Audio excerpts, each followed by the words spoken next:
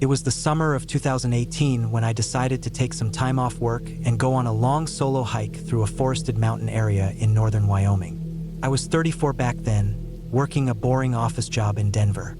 I hadn't taken a proper vacation in years, and the stress had been piling up. I needed to get away from city noise, people, and deadlines.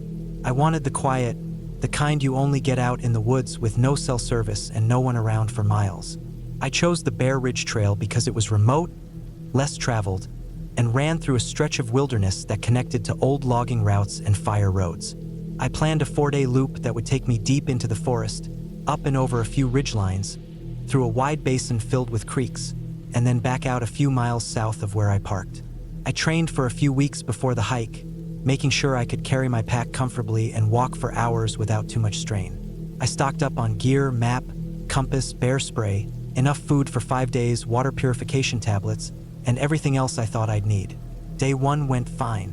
I parked at the trailhead just after sunrise, signed the registry, and started my hike. The first 6 or 7 miles were mostly uphill, but the trail was clear and easy to follow. I made it to a flat stretch on a high ridge by mid-afternoon, set up camp under some tall pine trees, and spent the evening just soaking it in. The sound of wind through the branches, the chirping of birds, the feeling of being completely alone out there. It was what I needed. On day 2, the trail dipped down into a dense part of the forest. This section hadn't seen much foot traffic recently, and parts of the path were overgrown. I followed my map closely, using landmarks like a crooked cedar and a rock outcrop that looked like a face to make sure I was on the right track. Around midday, I crossed a small creek and climbed another ridge. I'd read there was a clearing up there, and I figured it would be a good place for lunch. When I got to the top, I found the clearing, but it was much smaller than I expected. Just a patch of dead grass surrounded by young aspen and dense pine. Something about it felt off. The trees looked unhealthy, like they hadn't grown right. The ground was softer than it should have been, almost like it was hollow beneath. I didn't stay long. I ate a granola bar, drank some water, and moved on. That afternoon, the trail got harder to follow. Fallen branches, erosion, and leaf litter made it easy to lose the path if I wasn't careful. I had to double back a couple of times after walking too far in the wrong direction. The terrain was rough and I was tired. I pushed on for another couple of miles and set up camp next to a dried-up stream bed. There were old deer prints in the mud, and I figured if animals passed through here, I'd be fine. I didn't see or hear anything that night, just the usual forest sounds. Day 3 was when things started to get strange. That morning, I woke up feeling uneasy. I couldn't explain it. It wasn't fear exactly, but I had this tension in my chest like something was wrong. I packed up quickly and tried to push it out of my mind. I told myself it was probably just nerves from being out alone. But as the day went on, that feeling didn't go away. It got worse. The trail became almost non-existent. I was relying on the topographic map and compass more than the path itself. Every now and then, I'd spot an old blaze on a tree or a rusted trail marker, but they were rare. I made my way down into the basin, the most remote part of the route. There was a creek running through it, and the trees grew thicker. The ground was covered in moss and fallen needles. It was beautiful in a quiet, heavy kind of way. Around mid-afternoon, I stopped to refill my water at the creek. As I was crouched by the water, I heard something behind me, branches snapping. I froze. I didn't want to jump to conclusions, but it sounded like footsteps. Slow, deliberate ones. I stood up slowly and looked around. Nothing. No movement. No animals. I stayed still for a few minutes, just listening. The woods were quiet again. I chalked it up to a deer or maybe just my mind playing tricks. I moved on. A few hours later, I started looking for a place to camp. The ground in the basin was mostly damp, and I didn't want to sleep too close to the creek in case it rained. I found a slightly raised patch under a cluster of fir trees and set up there. I kept the fire small and didn't stay up long. The air felt heavier than usual. I kept glancing into the trees, expecting to see something, but I didn't. That night, I couldn't sleep well. Every time I drifted off, I'd wake up again. Felt like someone was watching me. I kept thinking I heard footsteps outside the tent, but when I'd sit up and listen, I'd hear nothing, just silence. When morning came, I was already packing by first light. I was exhausted, and the unease had only gotten worse. My goal for the day was to climb out of the basin and reach the southern ridge where I'd loop back toward the trailhead. It should have been a long hike, but not too bad. But things didn't go according to plan. Not long after starting out, I realized my compass was acting weird. It wasn't spinning, but it didn't match the direction I knew was south. At first, I thought I was reading it wrong. I tried lining up with landmarks I remembered from the map, but nothing looked familiar. I hiked for 2 hours, thinking I was climbing out of the basin, only to find myself back at the same creek. I'd gone in a circle. That's when I started to panic a little. I forced myself to stop and think. I took out the map and tried to reorient myself using the sun and terrain. I marked a direction I believed was southwest and stuck to it. The woods got steeper. I climbed over rocks, pushed through thick undergrowth, and scraped my legs on thorny bushes. I kept going, refusing to stop. My pack felt heavier with every step. I was sweating, tired, and my nerves were shot. Hours later, I came across something that made my stomach sink. It was an old, rotted wooden platform, maybe 6 feet long, half buried in moss. It looked like it had once been part of a logging structure, or maybe a hunter's blind, but it was the same one I had passed on day 2, back when I thought I was following the trail down into the basin. I remembered it because it had a rusted metal hook embedded in one of the boards. And there it was again. I hadn't gone in a straight line. I'd gone in a loop. At that point, it was clear I was lost. I tried to calm myself and set up camp early. I figured I'd rest, gather my bearings, and try again in the morning. But that night was worse than the last. It was dead quiet. No wind. No crickets. Just stillness. Couldn't sleep. I kept thinking I heard breathing outside the tent. Not footsteps this time. Just this soft, rhythmic sound, like something big was out there, just beyond the trees, waiting. I didn't leave the tent. I lay there, frozen, gripping my knife. Eventually, the sound faded, or maybe I just passed out from sheer exhaustion. When I woke up, the tent flap was unzipped. Just a few inches, but it had been closed when I went to sleep. I packed up faster than I ever had in my life. I didn't eat. I didn't rest. I just hiked. I followed the sun, ignoring the compass. I kept moving south and west, uphill when I could, hoping I'd reach the ridge. I didn't stop for breaks. I kept hearing things behind me, branches snapping, rocks falling. Once, I saw something move through the trees out of the corner of my eye. Tall, fast, quiet. I didn't look too long. Late that afternoon, I finally reached higher ground. From the top of the ridge, I saw something that nearly made me cry. A dirt road. Not a trail, not a path, an actual road. I scrambled down the slope and hit the road just as the sun was setting. I followed it for about a mile until I found a trailhead sign. I had come out more than 6 miles south of where I was supposed to, but I didn't care. I had made it. That night, I slept in my car. Doors locked, windows up. I didn't go back for a long time. I never finished the loop. I never figured out what happened with my compass, or why the forest felt so wrong, or what had been outside my tent. I still hike, but I don't go alone anymore. I stick to marked trails, ones with plenty of people around. I learned that the forest doesn't have to be haunted to be terrifying. It just has to be big enough that no one can hear you if something goes wrong. And out there, things can go very wrong very fast.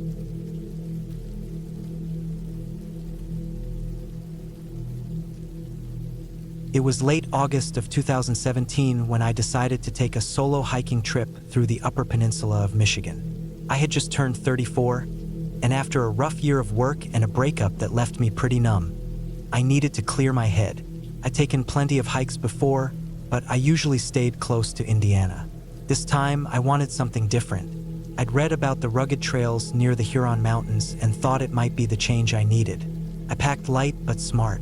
I had my large internal frame pack, a 2-person tent, my sleeping bag, camp stove, freeze-dried meals, plenty of water, a water filter, bear spray, first aid kit, and layers of clothing. I had checked the weather ahead of time. It was supposed to be cool and sunny for most of the week, with a chance of light rain toward the end. That sounded perfect. I parked my car near an old trailhead that didn't get much foot traffic. It was a long gravel road to get out there. No signs, no cell service. I made sure to leave a note in my glove compartment with the dates and the route I planned to take, just in case something happened. I was starting my loop through the woods and over some remote ridges, hoping to cover about 35 miles in 5 days. The first day went smooth. The trail was rough and overgrown, but beautiful. Pines and maples towered above me, and every now and then, I'd get glimpses of Lake Superior through breaks in the trees. The bugs were bad, but with enough repellent, they didn't bother me much. I found a flat clearing on a ridge and set up camp. I ate a hot meal, boiled some water, and got into my sleeping bag just as the sky was turning orange. That night was quiet, too quiet. No owls, no rustling. I didn't think much of it, though. Sometimes the forest just feels still. The second day was harder. I had to bushwhack for a good 2 miles when the trail disappeared near an old washout. I cut my leg climbing over some downed trees. It wasn't bad, just a surface scrape, but enough to annoy me. By midday, I found the trail again and kept going. There wasn't anyone else out there. Not a single boot print, not a candy wrapper. Just me and the woods. That afternoon, it started to feel different. I don't know how to explain it exactly, but the trees felt tighter, the air heavier. I thought maybe I was just tired. When I stopped to rest, I noticed a strange set of deep marks on a tree trunk. At first, I thought it was bear claws, but the spacing was too wide and low to the ground. I told myself it was just a storm or a busted branch. I moved on. That night, I made camp near a shallow stream. I filtered water and cooked some instant rice and beans. As the sun dipped behind the trees, I heard something moving through the underbrush. It wasn't loud, but steady. I froze and listened. Then it stopped. I grabbed my bear spray and sat still for a long time. Eventually, I crawled into my tent and zipped it tight. Every little snap outside made me jump, but nothing came close. Day 3 was the longest. I planned to make it over a ridge and down into a small valley where I'd camp by an old logging road. The climb was steep. My thighs were burning, and I was drenched in sweat by mid-morning. The view from the top was worth it, though. Miles of forest in every direction. Not a single man-made thing in sight. As I descended the ridge, I stepped on a patch of wet moss and my foot slid. I fell forward, twisting my ankle hard. I yelled out and stayed still for a minute. The pain shot up my leg, but it didn't feel broken. I sat there and took off my boot. My ankle was already swelling. I wrapped it tight with an elastic bandage and slowly got back on my feet. The next mile was rough. Every step hurt, especially on the uneven ground. I had to lean on my hiking pole more than usual. I knew I wasn't going to make it to the logging road by nightfall. I started scanning for a place to camp. Just before dark, I found a rocky flat near a thicket of pine. It wasn't ideal, but I was in no shape to keep going. That night, I barely slept. My ankle throbbed, and I kept waking up at every sound. Around midnight, I heard something heavy moving just outside the tent. I held my breath and gripped the bear spray. Whatever it was, it circled the tent once, then walked off. I didn't dare look. I just laid there in the dark until morning. On day 4, I knew I had to change plans. I looked at my map and realized I could cut east and reach an old fire tower marked on the topo map. I figured there might be a trail or even a road nearby. The walk was painful. My ankle was worse, and I had to stop every 20 minutes just to rest. Around noon, I found the fire tower, or what was left of it. The base was rotted and most of it had collapsed. I sat down nearby and pulled out my emergency radio. Still no signal. I marked my location on the map and planned to follow a faint path that led downhill. It looked like it might eventually connect to a logging road. The path was barely visible, more like a game trail, but I took it. By late afternoon, I found signs of old human activity. Rusted cans, some planks nailed to a tree. It gave me hope. I kept following the path until I reached a small clearing. That's when I noticed something off. There was a makeshift shelter there, branches stacked into a lean-to with a blue tarp for cover. It looked recent, not old enough to be abandoned for long. I backed away and kept walking, a little faster now. Something about it felt wrong. I didn't want to meet whoever was living there. The path grew fainter, but I pushed on. By sunset, I hadn't found the road. My ankle was swollen twice its size now, and I had no choice but to stop. I camped in a small hollow beneath a rock outcropping. I didn't cook. I just ate a protein bar and drank some filtered water. That night was worse than any before. I kept hearing sounds, sticks breaking, movement in the leaves. Once I swore I saw a shape standing at the edge of my camp when I looked out with my flashlight. But when I pointed it there, it was gone. The final day, I woke up determined to get out. I packed fast, ignoring the pain, and started downhill again. Around midday, I found what looked like tire tracks, half covered with leaves. I followed them until they opened into a rough dirt road. Couldn't believe it. I hobbled down that road for what felt like hours. Just as I started to lose hope, I saw a hunting cabin in the distance. No one was there, but I found a water spigot and a wooden bench on the porch. I sat down and just breathed. About an hour later, an old pickup truck came down the road. A man in his 60s got out and asked if I was okay. I nodded and explained what happened. He gave me water, helped me into the truck, and drove me to the nearest town, which was over an hour away. I never got his name. The doctor at the clinic said I had a severe sprain and some dehydration. I stayed the night in a cheap motel, then took a bus back to where I'd parked my car. I sat behind the wheel for a long time before turning the key. Even now, years later, I think about that shelter in the woods, about the sounds at night. I don't know who was out there, and I'm not sure I want to know. All I can say is, if you ever go hiking that deep into the woods alone, you better be ready for more than just the trail. You might think you're alone, but you're not.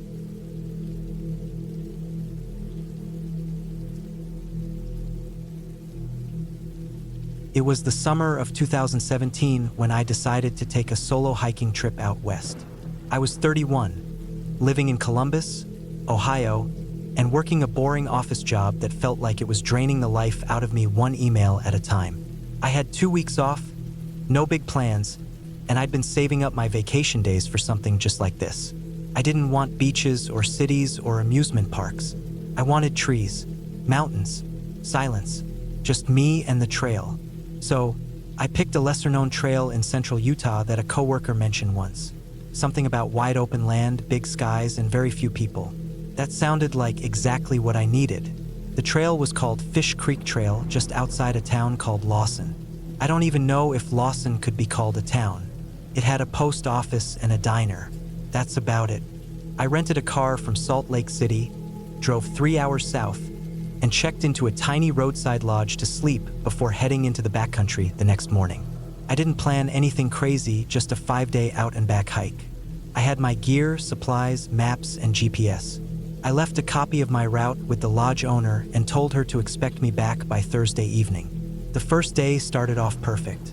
It was warm, dry, and the trail was soft underfoot. It cut through a valley before rising slowly into the foothills.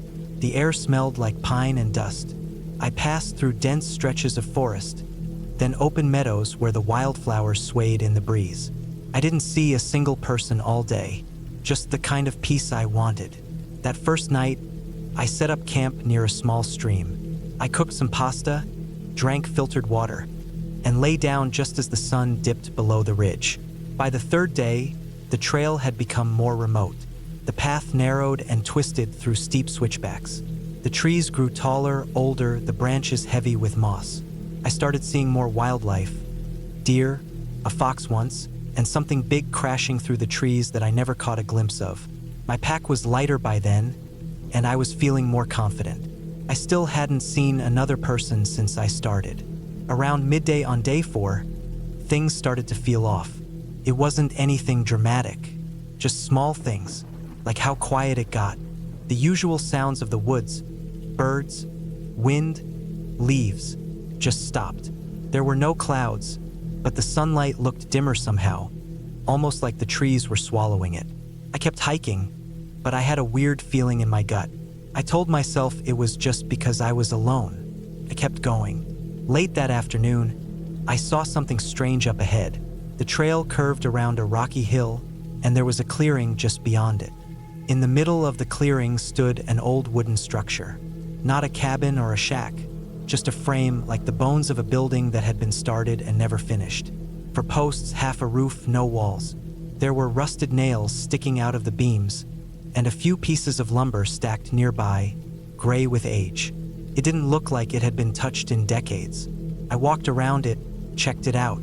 Nothing really weird about it on its own, but I got this heavy feeling in my chest, like I shouldn't be there. The clearing was dead quiet. No bugs, no birds. I didn't stay long.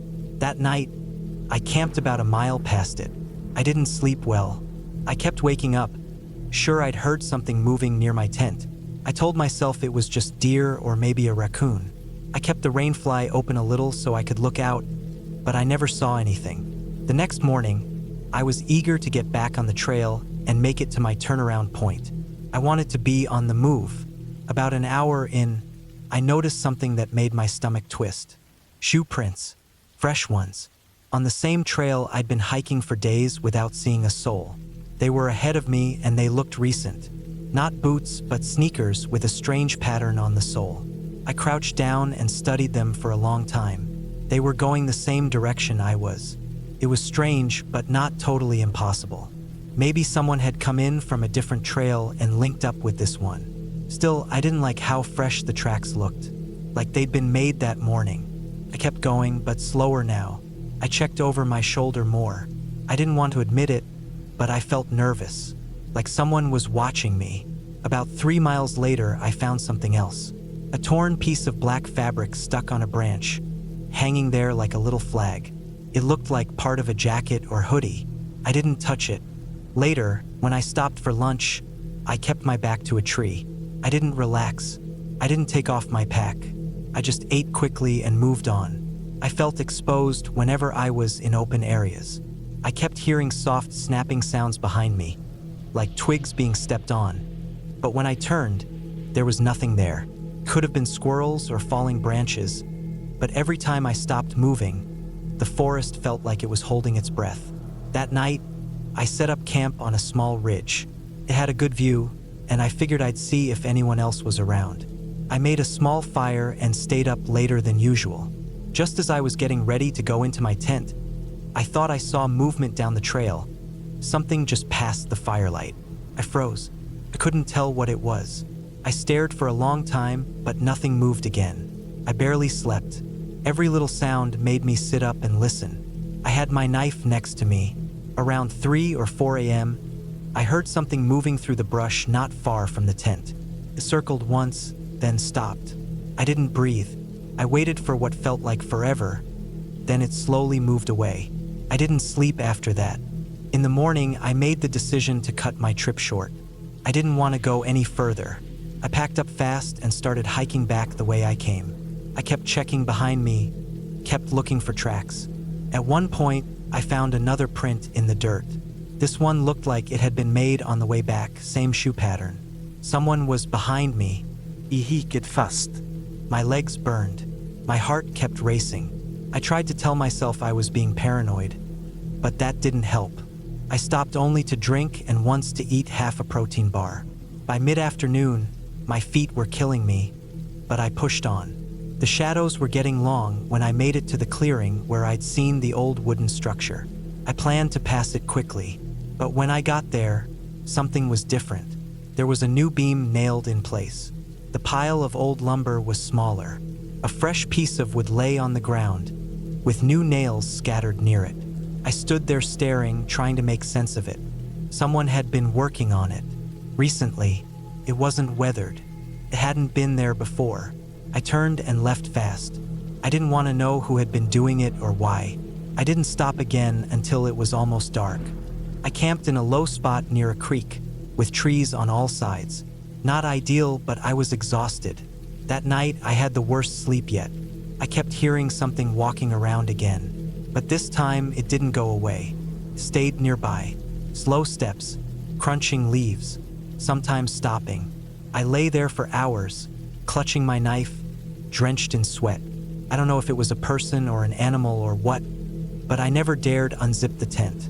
I just waited. The sounds didn't stop until just before dawn. I got up, didn't eat, didn't do anything but pack and go. I practically ran the rest of the trail. By noon, I was close to the trailhead. I recognized landmarks. I could hear a distant road. I started to relax a little. Then I saw the shoe prints again. Same soles, same direction. Someone else had hiked out ahead of me. When I made it back to the road, I almost cried. I got in the rental and drove straight back to the lodge. I didn't see anyone on the drive. When I got there, the lodge owner was surprised to see me early. I told her I had to cut it short. She nodded, but gave me a look like she knew something had happened. That night, I stayed inside, curtains closed, double-locked the door. I kept thinking about that frame in the woods, about how it looked half-built, like someone had just walked away and then come back years later to finish it. About those fresh prints, about the thing that circled my tent. I flew home the next day. I didn't tell anyone the full story, just said I got nervous being alone. But I haven't hiked alone since, not once, and I never found Fish Creek Trail on any official map after that. I checked all over online, in hiking forums, even looked at USGS maps. It wasn't there. It's like it never existed. But I know what I saw, and I still have the GPS track on my old handheld unit. The path is there. The miles are there. The nights are there. So is the fear. And sometimes, when I can't sleep, I open up the GPS file and trace the path again. Every single time, I stop at the clearing with the wooden structure, and I close the file, because some trails should stay lost.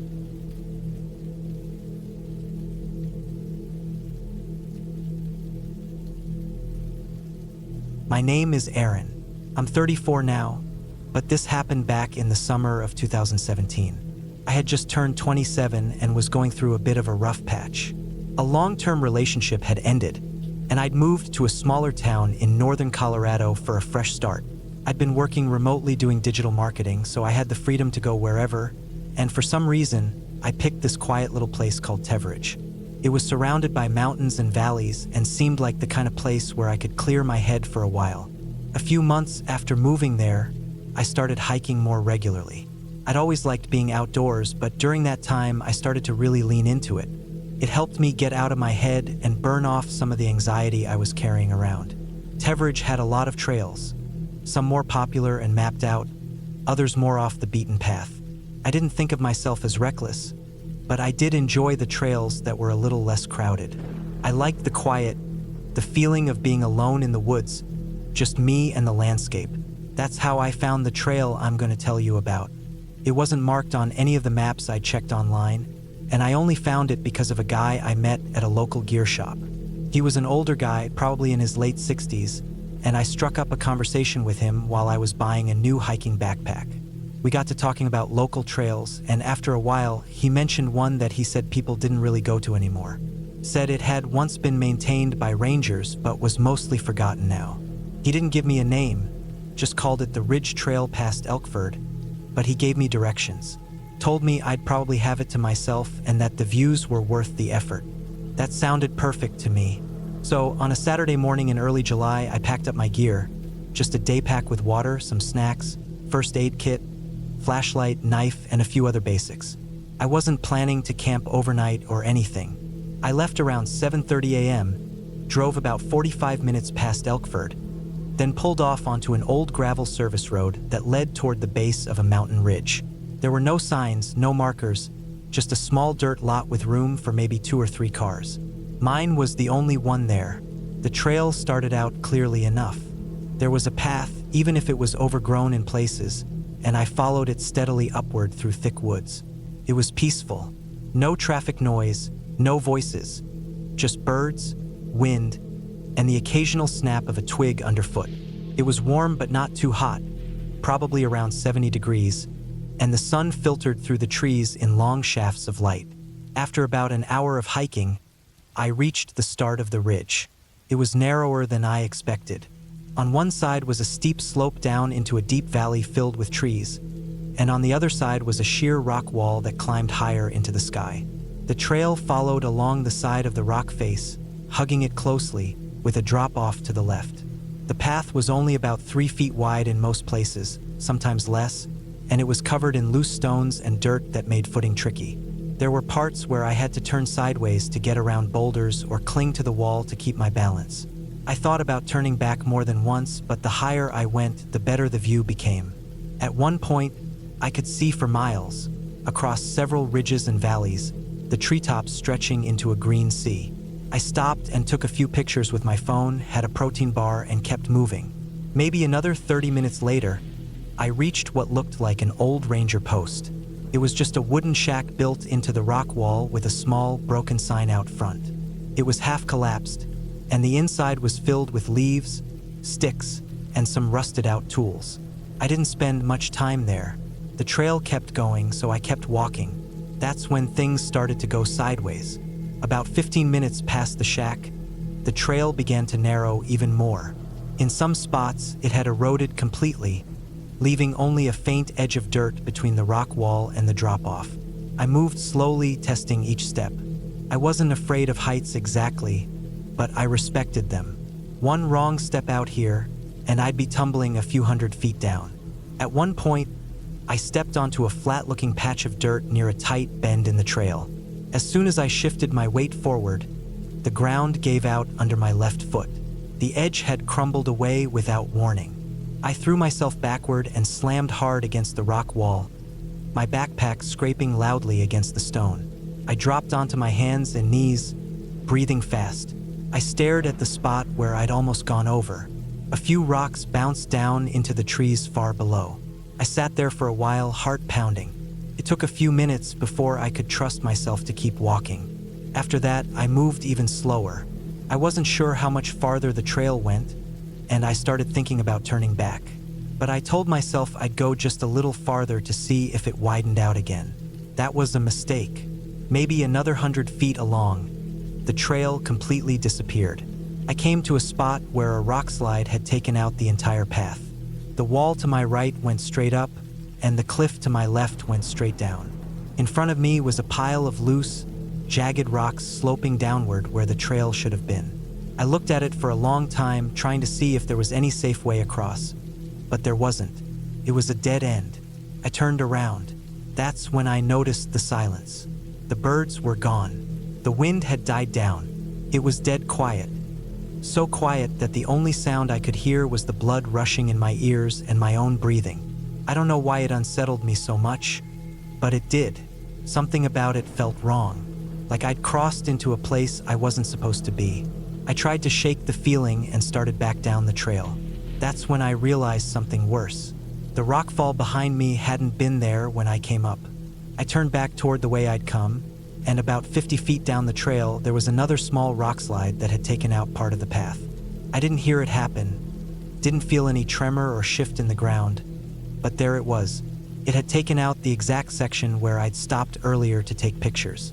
That part of the trail was now just a sloped pile of loose gravel and dirt, and it didn't look stable. I walked up to the edge of it and looked across. It was maybe 10 feet wide, but the drop was sheer. The dirt looked soft and loose, not something I could trust with my weight. I crouched down and tossed a small rock onto it. The rock slid down and disappeared over the edge. I was stuck. There was no cell service. I tried, but my phone had no bars. I checked my GPS map, but without signal, it wasn't loading properly. I knew I hadn't strayed too far from the main trailhead, but I didn't know exactly how far off I was now, and I didn't know if I could find another way down. The only thing I could think to do was climb higher and see if there was a way around. I backtracked a little, then started to climb the slope next to the rock wall, picking my way upward through brush and loose stone. It was exhausting. The sun was higher now and beating down on me, and I was sweating heavily. I kept wiping my hands on my shorts to dry them so I wouldn't lose my grip on the rocks. There wasn't a clear path anymore. I was just going by instinct and whatever looked passable. I climbed for what felt like hours. Eventually, I reached a small plateau, a flat area maybe 30 feet wide, surrounded by low scrub and a few thin trees. From there, I could see back down the ridge and across the valley. It was beautiful, but I didn't care anymore. I was thirsty, tired, and starting to feel scared. I drank the last of my water and looked for any sign of a road or trail, but I didn't see anything. No power lines, no rooftops, nothing but wilderness. I sat down in the shade of one of the trees and tried to calm myself. I told myself I could just wait until morning and someone might come. But deep down, I knew no one was coming. No one even knew I was up here. I spent that night on the plateau. I didn't sleep much. It got cold after the sun went down, and I only had a light jacket. I heard movement in the bushes several times. Small animals, I hoped, but it kept me on edge. I kept my knife in my hand the entire night. By morning, I knew I had to try something. I decided to head down the opposite side of the ridge, into the valley below. It was steep and uneven, but there were more trees and vegetation that I thought I could use to slow my descent. I slid most of the way on my backside, grabbing branches and roots to keep myself from going too fast. I lost my footing several times and scraped up my arms and legs. One fall tore my backpack open and scattered half my gear down the slope. Took me hours, but I finally reached the bottom. There was no trail, just dense forest. I picked a direction and started walking, trying to keep the sun on my left so I'd stay in a straight line. I walked all day, stopping only when I absolutely had to. My legs were shaking, and my mouth was dry. I hadn't eaten since the day before. Late in the afternoon, I heard something that almost made me cry.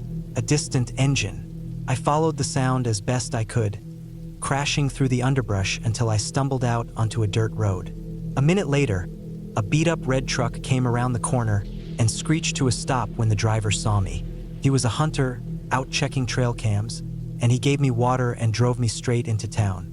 I'd been out there for just over 28 hours. They later told me I was lucky I hadn't broken anything or gotten bitten by a snake. I had a few minor injuries, some dehydration.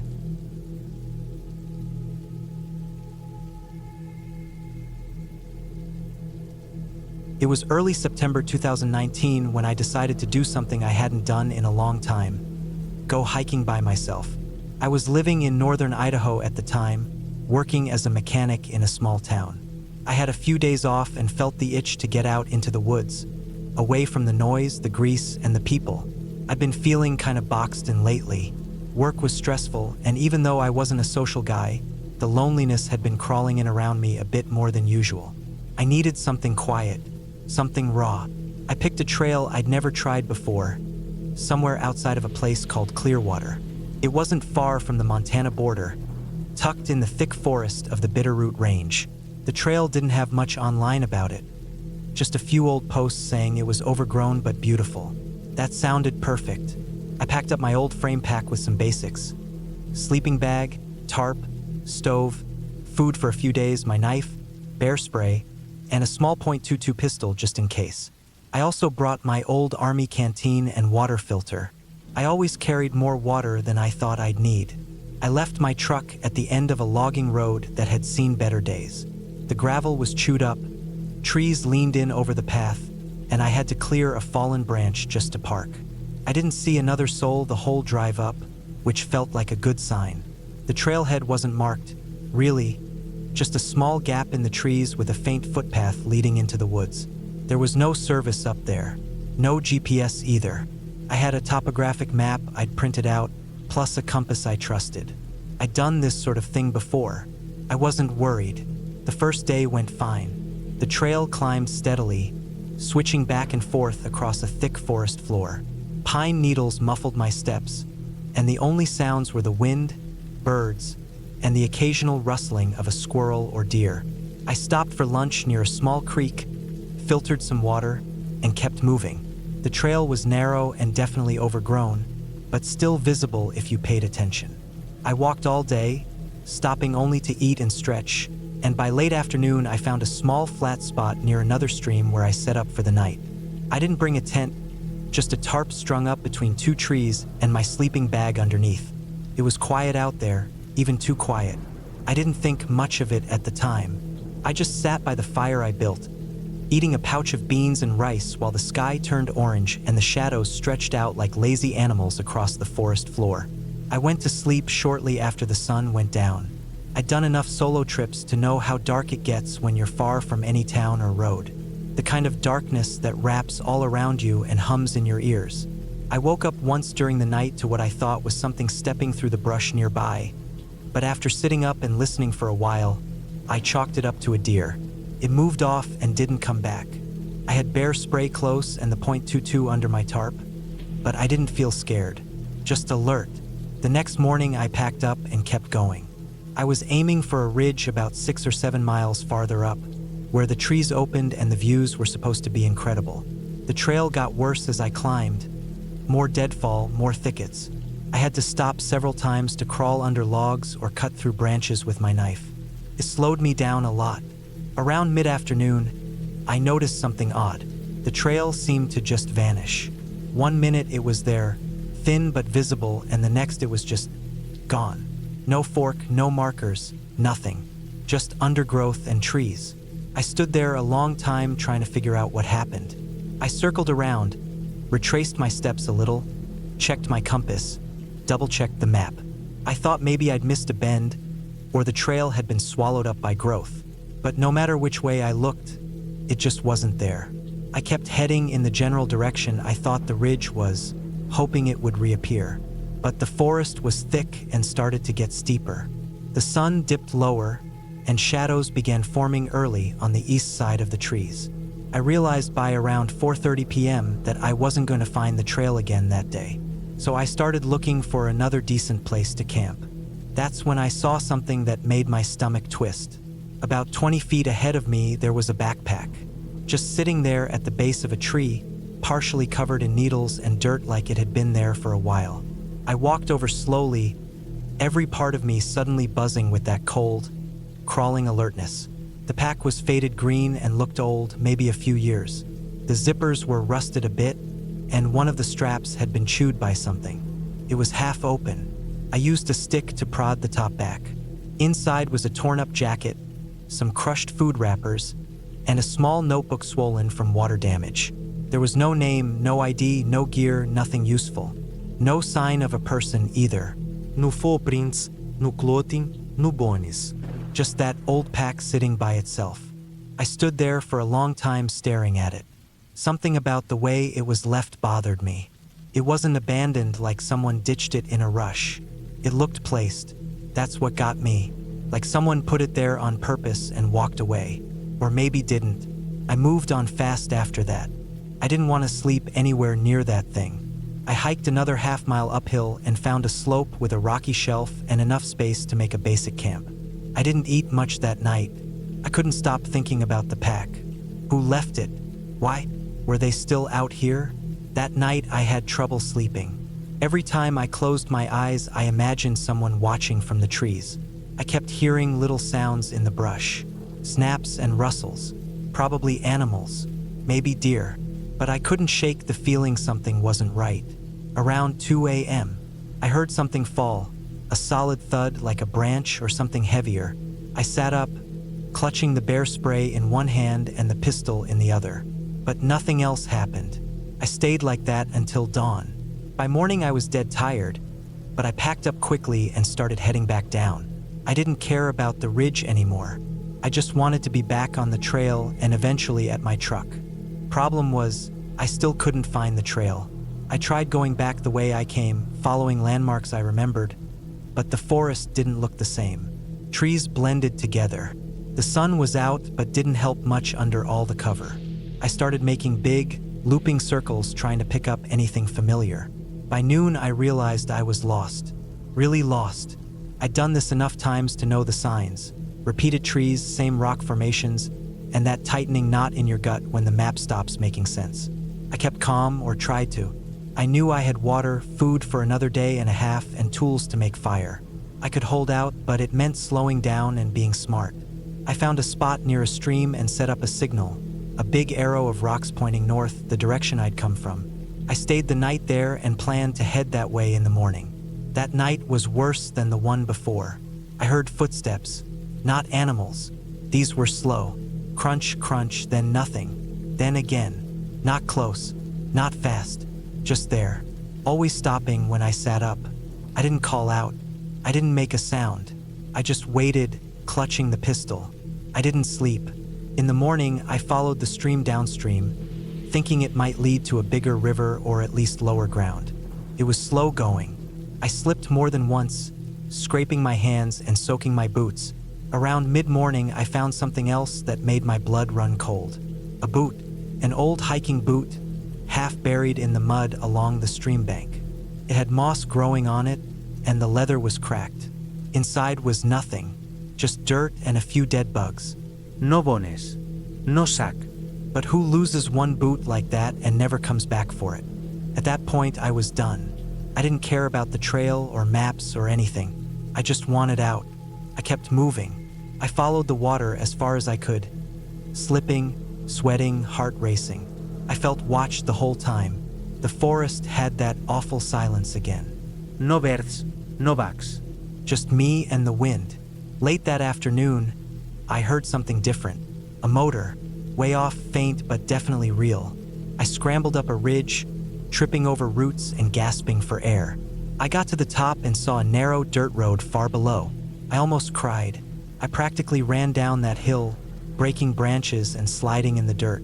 I hit the road and just started walking west, hoping I was heading towards someone. An hour later, a guy in a rusted red pickup came rolling down the road. He stopped when he saw me, probably because I looked like hell. I waved both arms. He gave me a ride back to town. I didn't talk much, just told him I got turned around while hiking. He didn't ask questions. I never went back to that trail. I never found out whose pack that was or why there were old boots or why the forest felt like it was swallowing me whole. But I still think about it. A lot. I wonder how many people get lost out there and never make it back. Not because they weren't prepared, but because something out there doesn't want you to leave. I stayed out of the woods for over a year after that. Even now, when I do hike again, I stay on marked trails. I carry a GPS, 2 maps, and always tell someone where I'm going. I never go alone anymore. Whatever was out there, it wasn't a ghost or a monster, but it was real.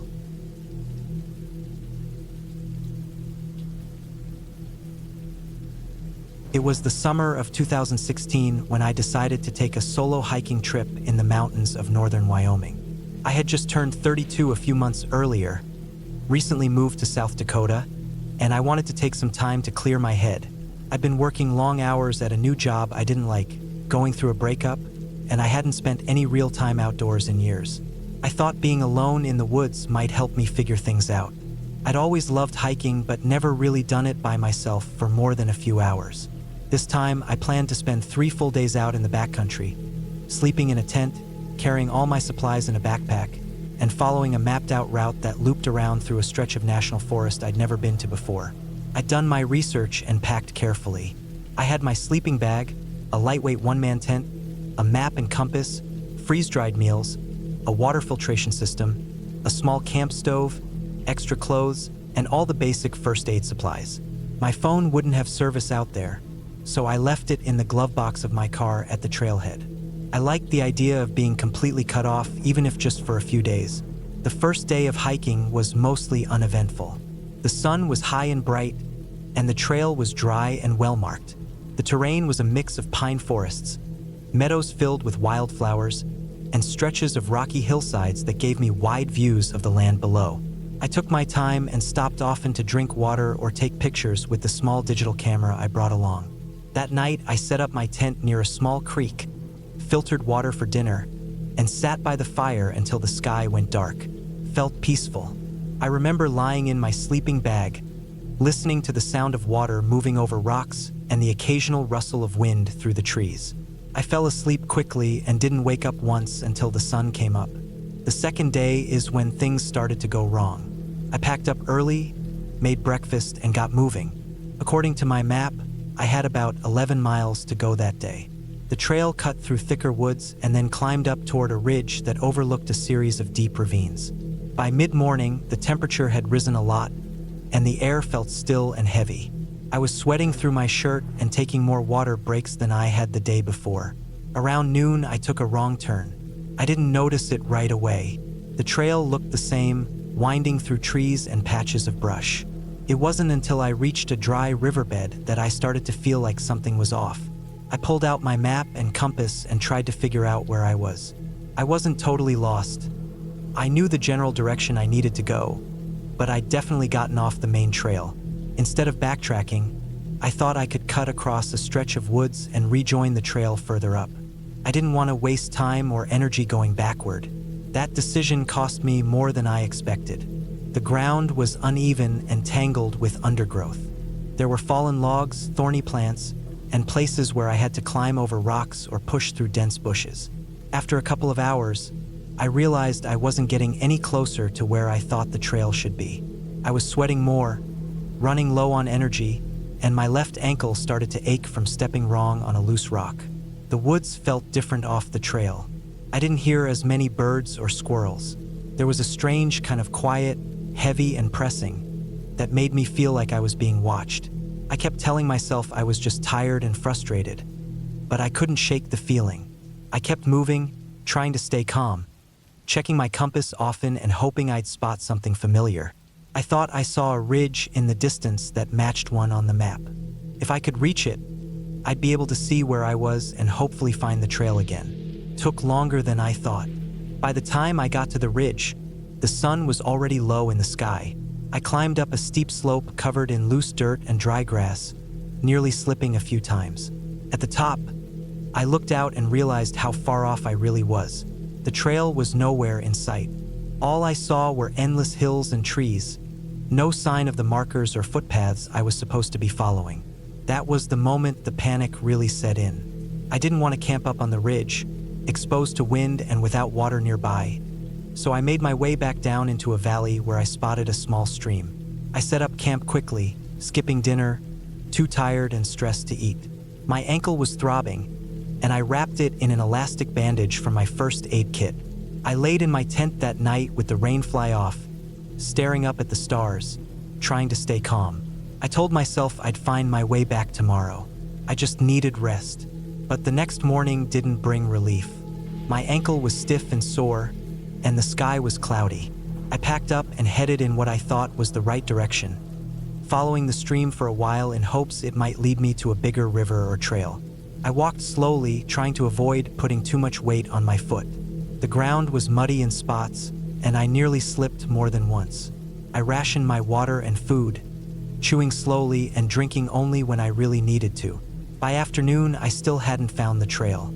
I started leaving marks behind, stacking small piles of rocks or tying bits of bright cloth to tree branches, just in case I walked in circles. I felt lightheaded from the stress and lack of food. I found a clearing and sat down to rest, but I didn't sleep. I kept hearing things in the woods, branches snapping, the low rustle of movement, but every time I looked, I saw nothing. That night, I camped again near a stream, eating the last full meal I had. I filtered enough water to fill both of my bottles. My ankle was worse, swollen now, and every step sent a sharp pain up my leg. I sat by my small fire, watching the flames flicker and dance, and I started to think about what might happen if I couldn't find my way back. I hadn't told anyone exactly where I was going, just the general area. No one would know to look for me in this part of the forest. The next day was the hardest. My body ached, and my mind felt cloudy. I kept going, limping slowly, sometimes on hands and knees when the slope was too steep. I used a stick as a walking aid. Midday, I heard something in the distance, a faint mechanical sound. I followed it, ignoring the pain. I pushed through thick bushes, scraped my arms and legs, and finally broke through into a clearing. On the other side was a dirt road. I almost cried when I saw it. I didn't know where it led, but it was proof that I wasn't completely lost. I followed it, limping badly, for nearly 2 hours until I reached a small ranger station. It was empty, but there was a map inside pinned to a wall and a radio. I called for help, and someone answered. They sent a team to pick me up. When they found me, I was dehydrated, exhausted, and running a low fever from a small infected cut on my leg. They drove me back to the main station, gave me food and water, and cleaned up my wounds. I stayed there overnight before heading home the next day. I still hike now, but I've never gone solo again. That trip changed the way I see the wilderness. It's not something to be taken lightly, no matter how prepared you think you are. I learned that nature doesn't care if you're lost, tired, or scared. It just keeps going. You either keep up or you don't. And now, every time I go out, I make sure someone knows exactly where I'm going. I carry a GPS beacon. I bring extra food and more first aid. I don't push through shortcuts or ignore warning signs, because the memory of those 3 days, of the silence, the fear, the pain, it's something I'll never forget. It was real, and it was enough to remind me that getting back alive is never guaranteed, even when all you wanted was a little peace and quiet.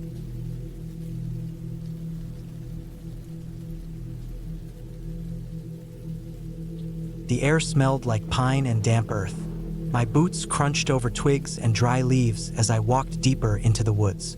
The sun was still high, but the trees were thick here, their branches weaving together like a roof, letting only slivers of light through. I checked my watch, 3:47 p.m. I had plenty of time before dark. I wasn't supposed to be here.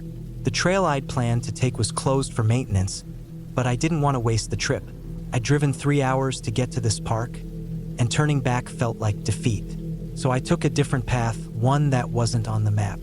It looked well-worn enough, so I figured it was safe. The first hour was fine. Birds chirped, squirrels darted across the path, and the breeze kept the air cool. But then the trail started to thin. The trees grew closer together, their roots twisting up from the ground like gnarled fingers. The sounds of birds faded, replaced by an eerie silence. I stopped, listened. Nothing. I told myself I was being paranoid. I'd hiked alone before, but something about this place felt off. The air was heavier, like it was pressing down on me. I wiped sweat from my forehead and kept walking. Then I saw it. A pile of rocks stacked in a neat pyramid, right in the middle of the trail. Not natural. Someone had put them there. A marker? A warning? I crouched down, touching the top stone. It was cold, even in the afternoon heat. I stood up, scanning the trees. Nothing moved. No birds, no animals. Just stillness. I should have turned back then, but I didn't. I kept walking. The trail disappeared completely after another 20 minutes. The ground sloped downward, leading me into a narrow ravine. The trees here were twisted, their bark blackened in patches, like they'd been burned. The air smelled different too, sour, almost metallic. I pulled out my phone. No signal. I checked my compass. The needle spun lazily before settling, pointing behind me. I turned, but the trees looked the same in every direction. No clear path back. That's when I heard it. A snap. Not a twig breaking underfoot. Something bigger. Something moving fast. I froze. My breath came in short, sharp bursts. My heart pounded so hard I could feel it in my throat. Then I saw the shape between the trees. Tall, broad, standing perfectly still. Not an animal. Person. They didn't move, didn't speak, just watched. I took a step back. My boot hit a root and I stumbled. The figure didn't react. I turned and ran. Branches whipped at my arms and face. My lungs burned. I didn't look back. Couldn't. I ran until my legs gave out. When I finally stopped, gasping for air, I realized I had no idea where I was. The sun was lower now, casting long shadows. The trees looked unfamiliar. I was lost. I forced myself to think. Panicking wouldn't help. I needed to find higher ground, get my bearings. I climbed a steep slope, my muscles screaming in protest. At the top, I saw a break in the trees, a rocky outcrop. I scrambled up, my hands scraping against stone. From there, I could see the park's main trail in the distance. Relief flooded through me, but then I looked down. Footprints, fresh ones, leading straight to where I stood. I wasn't alone. I didn't wait. I ran again, this time toward the main trail. My legs ached, but I didn't stop. When I finally reached the parking lot, the sun had nearly set. My car was the only one left. I fumbled with my keys, my hands shaking. The engine roared to life, and I didn't look back as I sped away. I never told anyone what happened. Who would believe me? But sometimes, when I'm alone in the dark, I think about that figure in the woods, and I wonder if I had stayed just a little longer, would it have followed me home?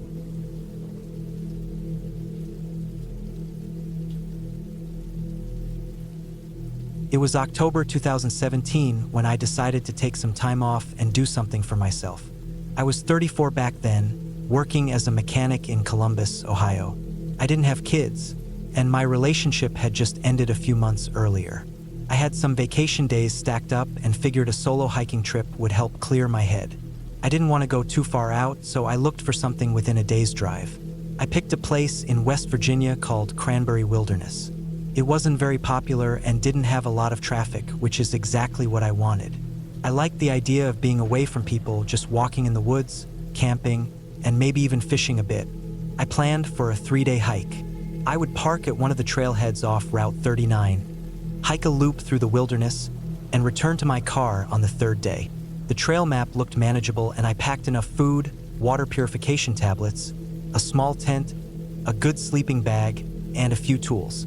I wasn't new to hiking or camping, but this was the first time I was doing a solo trip this deep into the woods.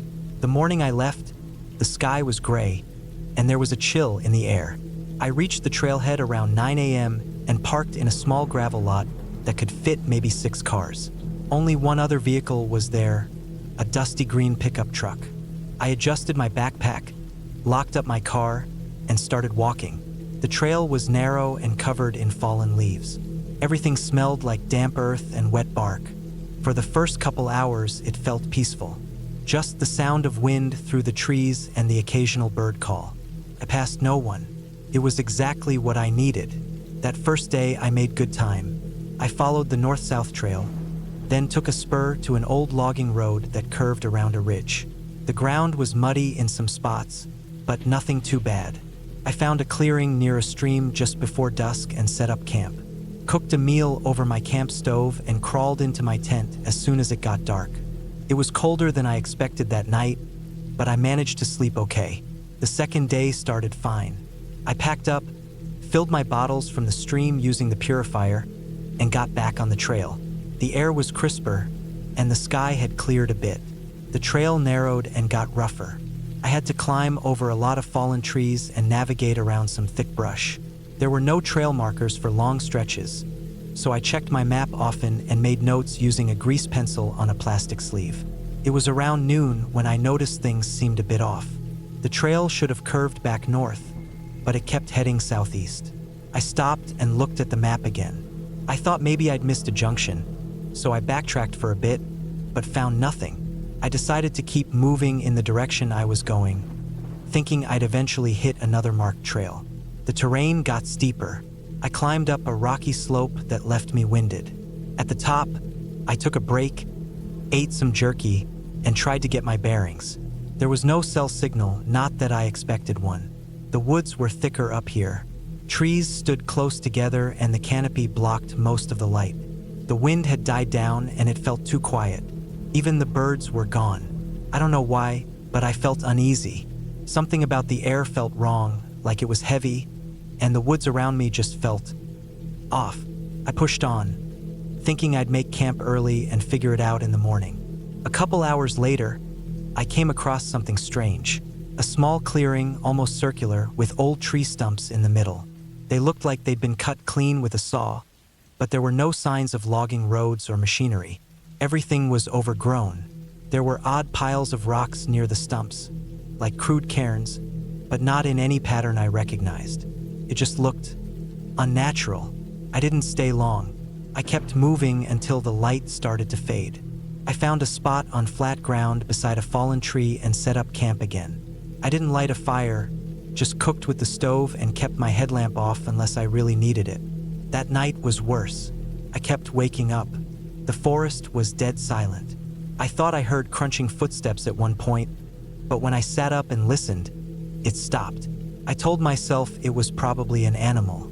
The next morning, I was more tired than rested. My legs were sore, and my nerves were frayed.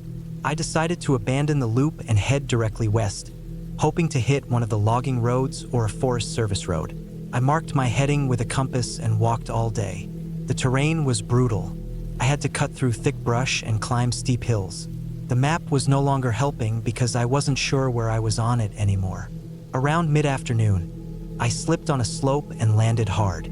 My left knee hit a rock, and I felt a sharp pain. I could still walk, but it hurt. I wrapped it the best I could with a compression bandage and limped on. That's when I started hearing it. A faint sound behind me. Footsteps, not fast but steady. I I stopped and listened. Nothing. I walked again. A few minutes later, more sounds. Twigs snapping. Then nothing again. I kept glancing over my shoulder but saw no one. The sun was going down, and I had to stop. I set up camp again, but this time I was too nervous to eat. I just drank water and laid in my sleeping bag with my knife in my hand. I didn't sleep. All night I kept hearing sounds. Light steps, breathing, maybe even a whisper, but I couldn't be sure. I stayed completely still. At first light, I packed up and forced myself to move. My knee throbbed with every step, but I kept going west. I started seeing signs of people again. Old beer cans, a rusted folding chair, a tangle of blue tarp caught in some branches. Then, finally, a narrow dirt road. I followed it for a long time until I came to a locked gate. Beyond that was a gravel road. I kept walking, limping badly, until I saw a small parked utility truck. No one was around, but the cab was unlocked and there was a working radio. I called for help. About 2 hours later, a forest ranger showed up. He looked confused when I explained where I'd been. According to him, the area I described wasn't a part of the maintained trail system anymore. It had been shut down years ago due to storm damage and landslides. The logging roads had been decommissioned. He couldn't explain the cairns or the clearing. He gave me a ride back to my car. The green pickup truck was still there, untouched. I got in and drove home without stopping. That was the last time I ever went hiking alone. Looking back, I don't know if someone was out there messing with me, or if it was just my mind playing tricks, but I know what I heard, and I know the feeling I had out there. Something wasn't right, and sometimes I still hear those footsteps in my dreams, slow and steady, just behind me.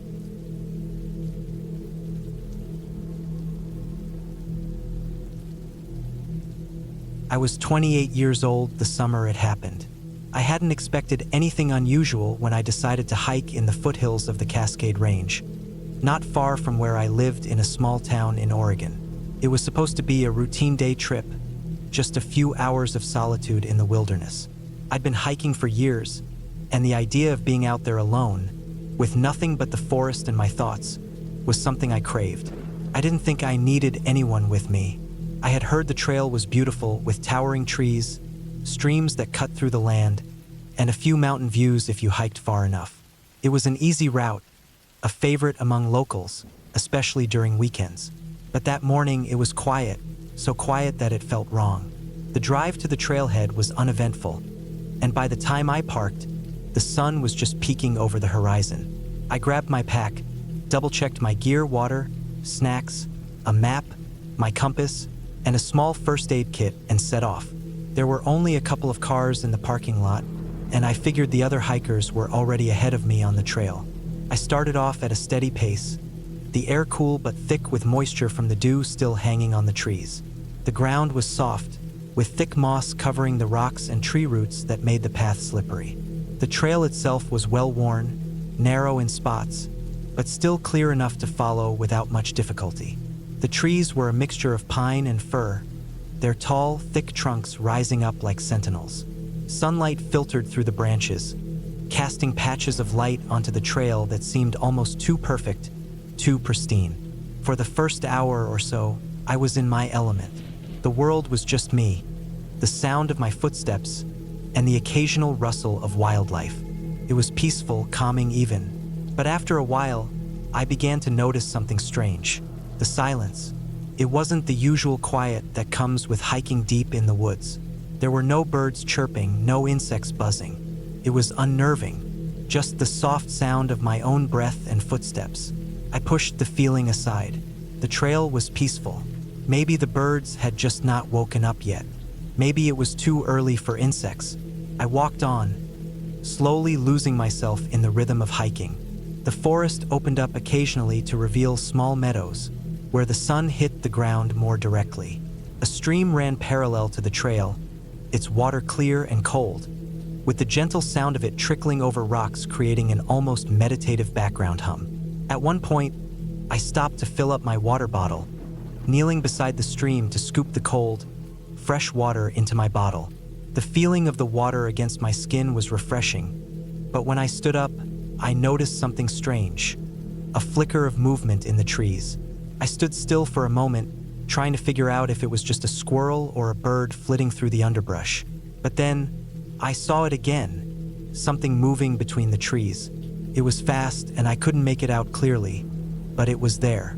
My heart skipped a beat, and I told myself it was probably just a deer or some other animal. It was probably nothing. Still, I couldn't shake the feeling that something was wrong. Something didn't sit right. I moved on, my pace a little quicker now. The farther I went, the less the path felt like the one I'd read about in the trail description. It was still there, but the trees had become thicker, the underbrush denser. The air seemed colder too, despite the warm morning. After about another hour of hiking, the path took a sharp turn up the side of a small hill, and that's when I noticed something odd: tracks. They weren't animal tracks, though. The footprints were larger, deeper, and unlike anything I'd seen before in these woods. They were too wide for a human's, and yet too shallow to be from a bear. I bent down to inspect them, but I couldn't make sense of them. I stood up slowly, feeling a sudden wave of unease. I wasn't sure what to make of the tracks, but there was something unsettling about them. I kept walking, now scanning the woods more carefully as I went. The silence around me felt oppressive, almost like it was waiting for something to happen. By midday, I reached a clearing that was supposed to have an incredible view of the surrounding mountains. I took a moment to sit and catch my breath, trying to enjoy the scenery, but the view didn't seem as peaceful as I'd imagined. The wind had picked up, and the tall grass in the clearing was swaying, casting long, unsettling shadows. I felt a cold chill on the back of my neck, like someone was watching me, but every time I turned around, the woods behind me were empty. I was about to leave when I heard something. At first, I thought it was a bird or some small animal, but as I listened more closely, it sounded like footsteps. Not the light, soft steps of a deer or a bird, but heavy, deliberate footsteps. Someone or something was following me. I stood up quickly, scanning the edge of the clearing, but saw nothing. My breath quickened, and I had to force myself to stay calm. Maybe it was another hiker, but no one had passed me on the trail since I started. The footsteps continued, slow and steady, like whoever or whatever was out there was trying to stay hidden. I grabbed my pack and started moving again, this time with a quickened pace. The air was thick with tension, and every step I took, I felt more and more like I was being followed. I wasn't sure if it was real or if I was just imagining it, but the sound of those footsteps was so real that it was hard to ignore. It wasn't long before the trail began to narrow, and the trees seemed to close in around me. The path was almost indistinguishable now, as if it hadn't been used in years. I hesitated for a moment, but then I remembered the map I had. It was supposed to be a loop trail, one that would take me back to the trailhead eventually. I decided to push forward, despite the gnawing feeling in my gut. As I continued on, I noticed more signs that I wasn't alone. There were more strange tracks, this time deeper in the dirt, and as I looked up, I noticed broken branches overhead, as if something large had passed through recently. My heartbeat quickened, and I couldn't shake the feeling that I was being led deeper into the woods, away from the safety of the open trail. I was almost out of water, and my legs were starting to ache. I'd been walking for hours now, and I hadn't seen anyone. No other hikers, no signs of civilization. The forest felt endless, a maze that was swallowing me whole. Finally, when I thought I couldn't take any more, I reached another clearing. But this time, there was no mountain view. Instead, there was something else. A structure, a small, weathered cabin. It was old, the wood gray and cracked, and the roof was caved in at one corner. There was no sign of life, but there was something deeply unsettling about it.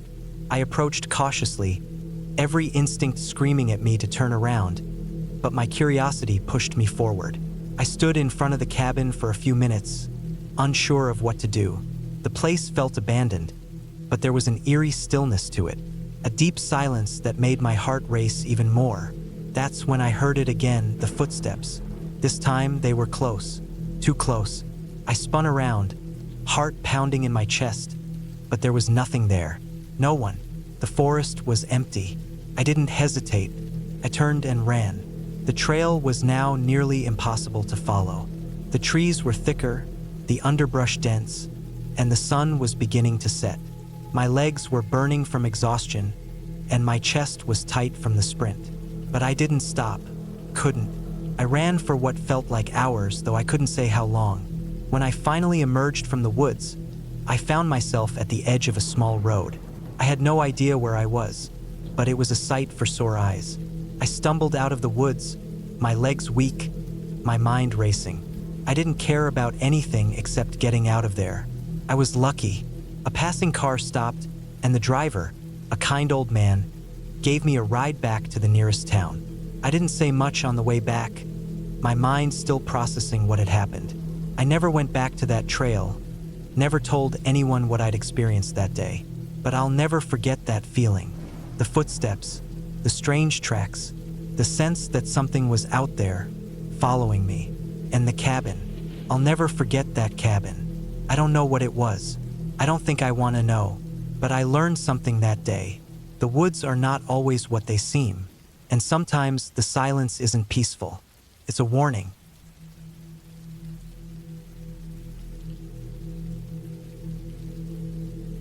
It was early fall of 2018 when I decided to take a solo hiking trip through the Red Pines Trail in northern Montana. I was 33 back then, living in a small town called Glenmore, about 2 hours away from the trailhead. I had always loved hiking and camping, and over the years I'd gone on countless trips, sometimes with friends, but mostly alone. There was something peaceful about being away from everything, just walking through the woods with no phone reception, no emails, no people. Just you, your pack, the trail, and the sound of your boots crunching over dead leaves. Red Pines Trail wasn't one of the most well-known spots, but that's partly why I chose it. It was tucked away near the northwestern edge of Flathead National Forest. The trail was about 18 miles long, mostly forested, winding its way up through thick pine woods, occasional steep slopes, and a few stream crossings. It had a reputation for being quiet, scenic, and challenging, not dangerous, but something you'd want to be in decent shape for. I'd never hiked that particular trail before, so I spent a week preparing. I packed my gear, made sure my boots were broken in, and checked my maps and compass. I left early on a Friday morning. The weather was cool, hovering in the high 40s. I parked my truck in a small gravel lot just off a forestry road and locked up. There was one other vehicle there, a dusty green SUV, probably belonging to another hiker, but no one in sight. I slung my backpack over my shoulders, adjusted the straps, and started walking. The trail started gently enough, a soft incline through open woods, shafts of sunlight poking through the thinning canopy. I felt good. My legs were strong, my pack was light, and the air smelled clean, filled with the earthy scent of pine needles and damp soil. By early afternoon, I'd made it about 6 or 7 miles in. I passed a small stream and refilled my water using a filter pump, then sat on a flat rock and had a sandwich. The silence was deep, broken only by birds and the rustle of wind. No other hikers passed me. I figured the person in the green SUV must have taken the other loop trail that broke off about 2 miles back. I kept going, determined to set up camp before it got too late. I had a spot in mind, a clearing marked on the map near a small lake called Birch Hollow Lake, about 10 miles in. The terrain started getting rougher as the trail gained elevation. The ground turned rockier, and the trees thickened. I noticed that the deeper I went, the less maintained the trail seemed. Overgrown branches slapped at my arms and legs. A few times I had to stop and check my compass and map just to be sure I was still on track. There weren't many markers, and some parts of the trail were hard to follow. Still, I pressed on. I had good daylight left, and I was making decent time. It was just after 5 p.m. when I reached the lake. It was a quiet little body of water surrounded by tall red pines. The sun was low, casting orange light across the rippling surface. I found a flat spot about 30 yards from the shore, set up my tent, and started gathering wood for a fire. There were plenty of downed branches around, and I got a nice blaze going with my lighter and a handful of dry bark. That night, I cooked a simple dinner, rice and canned chicken, then sat by the fire sipping warm tea from my thermos. As the sky darkened and stars began to show, I couldn't shake a strange feeling that had been building all day. It wasn't fear, not exactly, just a sense of unease, like something was off.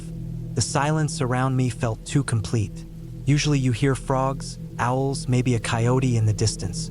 But here, it was like the forest was holding its breath. I forced myself to ignore it and crawled into my tent around 9:30. I zipped the flap shut, climbed into my sleeping bag, and tried to sleep. I must have dozed off because the next thing I knew, I was waking up in pitch blackness, my body stiff and cold. I checked my watch. It was 1:12 a.m. Something had woken me, but I didn't know what. I lay there for a minute, heart thumping, listening. First, nothing. Then I heard it, crackling, like dry leaves being stepped on. It wasn't an animal. It sounded heavier, more deliberate. I held my breath, trying to figure out the direction. It was off to the right of my tent, maybe 20 feet away, just out of view. The sound stopped, then picked up again, moving slowly, crunching through the underbrush. I grabbed my flashlight and quietly unzipped the tent flap a few inches. I flicked the light on and pointed it outside. Nothing. The woods were still. My breath puffed into the cold air. I stayed like that for maybe 5 minutes, then zipped the tent back up. Whatever it was gone now. Probably a deer. That's what I told myself. Even though the hair on my arms stayed standing long after I settled back into my sleeping bag. I didn't sleep much after that. The next morning, I stepped out of the tent and walked around the area. I didn't see any tracks, at least nothing clear. But about 30 feet from the tent, I found something weird. A broken branch jammed upright into the ground. It wasn't just fallen. It was stuck in like someone had pushed it into the dirt. Could have been natural, but it looked out of place. I took a picture of it on my phone, then packed up camp. I didn't want to stay another night. The plan had been to hike the loop and camp at another site farther down the trail, but I decided to just head back the way I came. I wanted to be out by sunset. I moved fast, barely stopping to eat, only breaking to drink and check my bearings. As I got closer to the halfway point, the wind picked up and clouds started rolling in. It felt colder, and I could tell a storm might be coming. The trail was still deserted. I didn't see a single person all day. I made it back to the stream around 4 p.m. and drank quickly. That's when I noticed something that made my stomach twist. Near the same rock where I'd eaten lunch the day before, there was a cigarette butt on the ground, still fresh looking. It hadn't been there before. I was sure of it. I don't smoke, and the trail was supposed to be low traffic. Something about it just didn't sit right. I pushed hard the rest of the way and reached the trailhead by 6:30. My truck was still there. The green SUV was gone. As I loaded my gear and got in, I looked around the lot one last time. Empty, quiet, just trees and wind. I drove straight home without stopping. When I got back to Glenmore, I took a long shower, then sat on the couch going through my phone. I pulled up the picture I'd taken of the branch in the ground. Looking at it now, something else caught my eye in the background. Something I hadn't noticed before. Behind the tree, maybe 30 feet back, there was a shape, almost human, standing there, barely visible through the trees. I stared at it for a long time. It was blurry, not detailed enough to be sure. Could have been a trick of the light. Could have been a stump. But the more I looked, the more I thought about the footsteps, the cigarette butt, the silent woods. I didn't sleep well that night. I never went back to Red Pines Trail. I still hike, but I stick to more popular routes now. Places with people around. That trip reminded me that the forest doesn't have to be haunted to be dangerous. Sometimes the scariest thing out there isn't a ghost or a bear. It's someone else. Someone who knows you're alone. Someone who knows the trails better than you do. And maybe next time they won't just watch from the trees.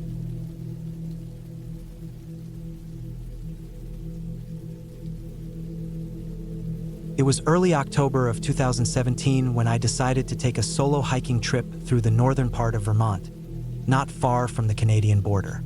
I was 33 years old at the time, and I had spent most of that year trying to get away from the noise of everyday life. I'd been living in Boston and working in IT, a field that slowly crushed my motivation. The screen time, the pressure, the people, I just needed some quiet. I had always found peace in the woods, and this time, I was determined to spend at least 4 days hiking and camping without seeing another soul. I picked a lesser-known route that cut through the Green Mountains, starting near a town called Lowell. The trail wasn't maintained like the Appalachian Trail or the Long Trail. It was used mostly by locals, hunters, and serious hikers who didn't mind overgrown brush and uneven ground. I mapped everything out with topographic maps and uploaded the GPS routes to my handheld Garmin, just in case. I packed light but made sure I had everything I needed: tent, sleeping bag, freeze-dried food, extra batteries, bear spray, and a simple first aid kit. I carried a small hatchet and a fixed-blade knife on my belt, not because I was expecting trouble, but because they came in handy in the backcountry. The weather was cooler than I expected, with crisp mornings and fog that hung low in the trees until noon. On the first day, I hiked for about 8 hours, slowly climbing in elevation. The trail curved along ridgelines, dipped into thick groves of pine, and crossed over shallow streams where I'd stop to refill my water and purify it. I didn't see a single person all day, which was exactly what I wanted. By dusk, I'd set up camp in a hollow between 2 hills. I found a flat patch of mossy ground and pitched my small one-person tent there. After heating up some beef stew and eating quietly under the stars, I crawled into my sleeping bag and listened to the sounds of the forest until I fell asleep. The second day was harder. The trail narrowed and was choked with dead branches and thorny underbrush. I lost the main path a few times and had to double back. Around mid-afternoon, I started feeling like I wasn't alone anymore. It wasn't anything I saw or heard. It was just a pressure in the air, like being watched. I kept moving, telling myself it was just the isolation getting to me. When I reached a small clearing with a half-collapsed hunting blind nailed to a tree, I stopped for a break. There was a rusted coffee can hanging from a nail, filled with cigarette butts and a couple of yellowed wrappers. It looked like no one had been there in years, but still, it made me feel uneasy. I pushed on until sunset and made camp in a less ideal spot that night. The ground was sloped, and I kept sliding in my sleep. Every branch that snapped in the distance made me sit up and listen. I didn't light a fire because I didn't feel comfortable. It was one of those times when your gut tells you to stay quiet. I woke up several times that night, heart pounding for no real reason. I thought about packing up and leaving the next morning, but I was already halfway through the route, and turning back would take just as long as finishing. On the third day, the trail all but vanished. I was relying more and more on the GPS. I crossed over into an area where the trees grew so close together the light barely came through. Moss coated everything, and the silence was thick. No birds, no wind, no movement. It didn't feel right. I remember coming across an old cabin. Not even a real structure anymore, just 3 walls and a broken-down stove. There were old tools on the ground, rusted and covered in leaves. I didn't stay long. I took a few steps inside, but something about it made my stomach knot. I moved on fast. Later that day, I twisted my ankle. It happened when I stepped on a loose rock while descending a steep slope. My left foot turned inward and I hit the ground hard. I sat there, cursing and holding my leg. It didn't feel broken, but it hurt to put weight on it. I wrapped it tight and used a stick as a crutch, but my pace slowed to a crawl. My goal had been to reach a small lake marked on the map and camp there for the last night. I wasn't going to make it. I set up camp early on a flat patch beside a stream. I took some ibuprofen, elevated my foot, and boiled water for dinner. The pain dulled a bit, but it was clear that finishing the trail the next day was going to be hard. I had maybe 10 miles left. As I ate, I kept hearing movement in the trees behind me. Not animals, something walking. The steps were too spaced out, too deliberate. Every time I stood up and looked, nothing was there. I stopped using my headlamp after dark. I didn't want to give away my position. That night was the worst. I barely slept. At one point, I heard something move around my tent, slow and heavy. I froze and didn't move. Whatever it was didn't make any sounds like sniffing or growling. Just steps, then silence. I laid there, eyes open, clutching my knife until the sky began to lighten. The fourth day, I woke up groggy and sore. My ankle had swollen overnight and the bruising had darkened. I used more tape and made a better crutch out of a fallen branch. I just wanted out. I didn't care about the trail anymore. I just wanted to get back to my car. I checked the GPS and decided to take a shorter route that would cut across a valley and meet up with an old logging road. If I could get to the road, I'd be able to follow it back to the highway. That shortcut was a mistake. The descent was too steep and covered in wet leaves. I fell twice, once hitting my elbow hard enough to scrape the skin raw. I kept going anyway. Around mid-afternoon, the trees started to thin and I saw what looked like tire tracks. I followed them, moving slow until I found the logging road. Relief washed over me. It was old and mostly grown over, but it was there. I followed it west. I must have walked for another 2 hours before I found something that stopped me cold. It was a black backpack sitting upright in the middle of the path. It looked newer than anything else around. I walked up to it slowly. The zippers were closed. I tapped it with my stick, then opened the top. Inside were clothes, a smashed phone, and a knife. There was also a small notebook. I flipped through it. It was a kind of journal, scribbled notes about hiking, the trail, and then strange entries. One said, "I see him again today. He's watching me." Another read, "Something's wrong with this forest." The last one said, "If someone finds this, don't keep walking west." I felt a chill run through me. I dropped the notebook and looked around. The woods were silent, too silent. I took the warning seriously and turned around. I bushwhacked north instead, off the road and straight through thick forest. I didn't stop. Even when my ankle throbbed and my arms bled from thorns, I kept moving. I followed the slope of the land, knowing that eventually I'd hit something. Another road, a house, anything. I don't know how long I hiked. I lost track of time, but just before sunset, I saw a cabin through the trees. A real one. Smoke was coming out of the chimney. I limped toward it like a man crawling out of a desert. An old man opened the door after I knocked. He didn't ask questions. He saw the state I was in, gave me water, and let me rest. He had a landline and I called for help. A few hours later, a local sheriff and a rescue crew arrived. They got me to a hospital. My ankle wasn't broken, just a bad sprain. I stayed in town for another day to recover and gave a full account to the sheriff. When I mentioned the black backpack and the journal, he looked at me carefully. He told me I wasn't the first person to come out of those woods shaken. People had gone missing out there. Not a lot, just a few. Enough to make locals avoid it. I never went back. I haven't hiked alone since. I still think about that journal and what would have happened if I kept going west. That forest was real. The danger was real. There was nothing supernatural about it. Just a place where people disappear, where something or someone might be watching. And I listened to the warning. That's probably why I made it out.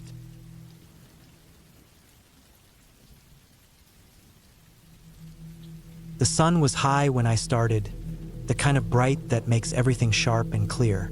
The trail was familiar. I'd walked it a dozen times before. Pine needles crunched under my boots, and the air smelled like damp earth and resin. Birds chirped somewhere above, the usual soundtrack. Nothing felt off. Then the trees got thicker. I didn't notice at first. Just a slight narrowing of the path, branches hanging lower than I remembered. The sunlight dimmed, filtered through the dense canopy. I checked my phone, no signal, but that wasn't unusual out here. The map on my screen still showed the trail, a neat red line cutting through the green. I kept walking. An hour in, the trail split. That wasn't right. There was only one path on this route. I stopped, staring at the fork. Left looked more worn, so I took it. The ground sloped downward, the air growing cooler. My boots sank slightly into the soft earth, leaving deep prints. The trees here were different, older, twisted. Their bark was dark, almost black in places. I pulled out my phone again. The map still showed me on the trail, but the blue dot was moving in the wrong direction. I turned around, backtracking, or at least I tried to. The path behind me wasn't the same. The trees had shifted, closing in. My footprints were gone. Prickle ran down my neck. I picked up my pace, following what I thought was the way back. The forest didn't look right. The light was wrong, too dim for midday. The air smelled stale, like wet leaves left too long in a pile. My breath came faster, my heart pounding in my ears. I checked my phone again. The battery was draining fast, the screen flickering. The map was frozen, my dot hovering over nothing. Then I heard it. A sound, not quite footsteps, but something moving. Slow, deliberate. Not an animal. Too heavy, too uneven. I stood dead still, listening. It stopped when I stopped. Started again when I moved. I ran. Branches whipped at my arms, my face. My lungs burned, but I didn't slow down. The trail twisted, turned, but I didn't care. I just needed out.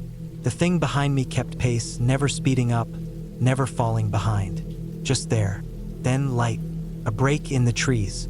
I burst through, stumbling into a clearing. A road. An actual paved road. I nearly sobbed in relief. A car passed, the first sign of people in hours. I waved my arms, shouting, but it didn't stop.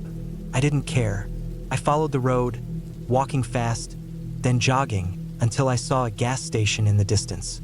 The lights were too bright, the hum of the freeway too loud. I collapsed on the curb, shaking. The clerk inside gave me a weird look when I walked in, but I didn't care. I bought a bottle of water, drank half in one go. My hands wouldn't stop trembling. I called a cab. When it pulled up, I didn't look back at the trees. At home, I locked the door, checked every window. My phone buzzed, a weather alert. Storms moving in. I turned on every light in the house. I still don't know what was in those woods, but I know one thing. I'm never going back.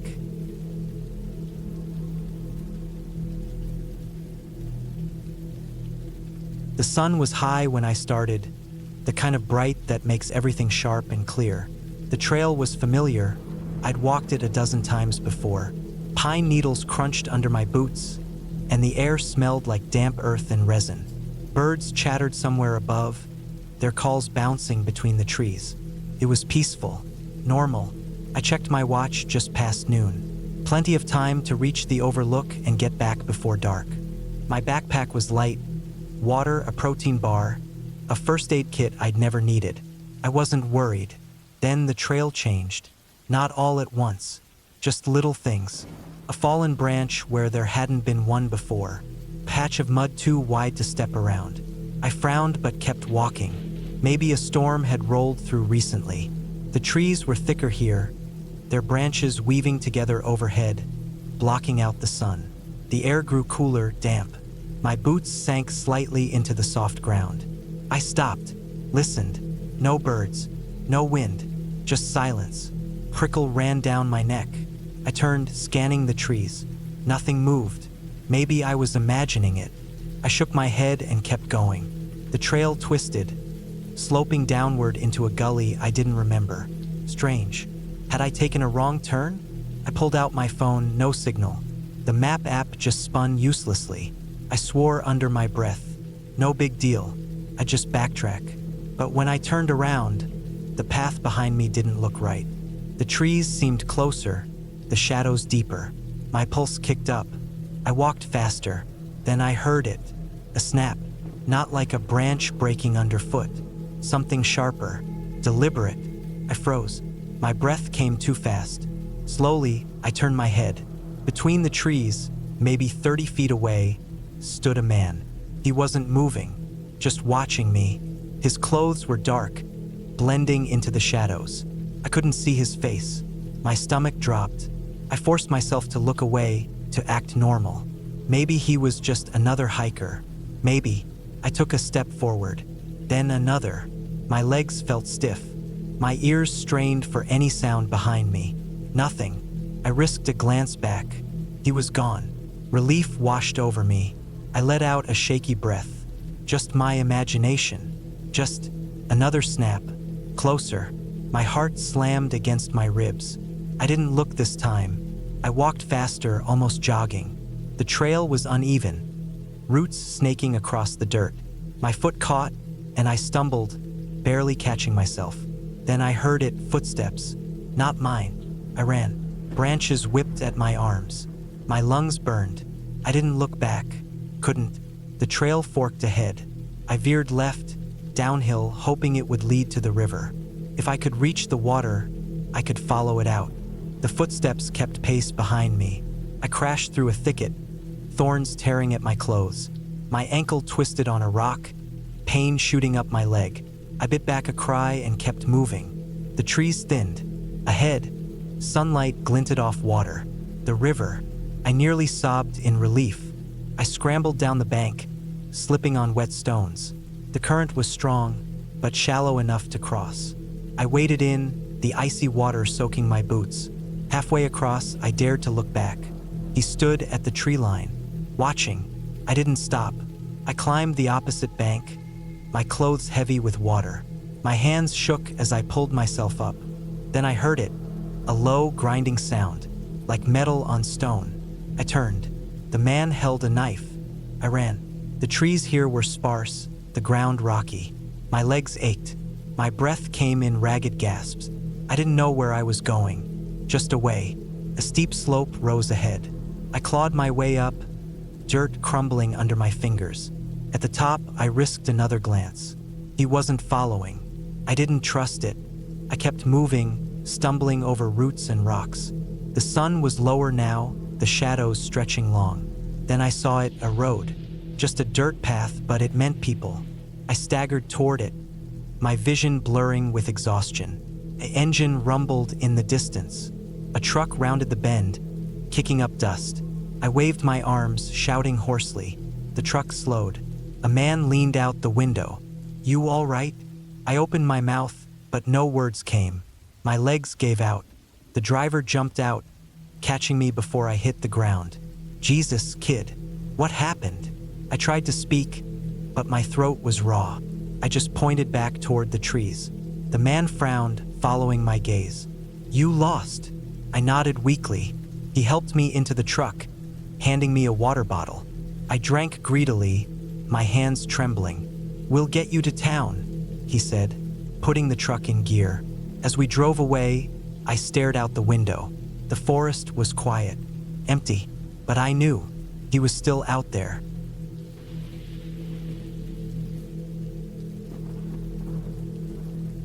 The morning had started fine. Cool air, the smell of pine, the crunch of dirt under my boots. I'd done this hike before, the full loop around Black Ridge, but today I was running late. The sun was already high by the time I parked my car at the trailhead, and I knew I wouldn't make it back before dark if I stuck to the main path. So when I saw the narrow, overgrown trail splitting off to the right, one I didn't remember from last time, I hesitated only a second before stepping onto it. It was quieter here. The usual sounds of birds and rustling leaves faded the deeper I went, replaced by an eerie stillness. The trees grew thicker, their branches twisting together overhead, blocking out most of the sunlight. The ground was uneven, roots snaking across the path like veins. I had to watch my step, but even then, my boot caught on something, and I nearly fell. When I looked down, I saw it wasn't a root. It was wire, thin, rusted, barely visible under the dirt. I crouched, brushing away the leaves, and saw more of it. Lines of wire running along the ground, some buried, some exposed. My stomach tightened. This wasn't natural. Someone had put this here. I stood, wiping my hands on my pants, and kept walking, but slower now. The air felt heavier, harder to breathe. The trail dipped into a shallow gully, the sides rising up around me like walls. That's when I saw the first sign.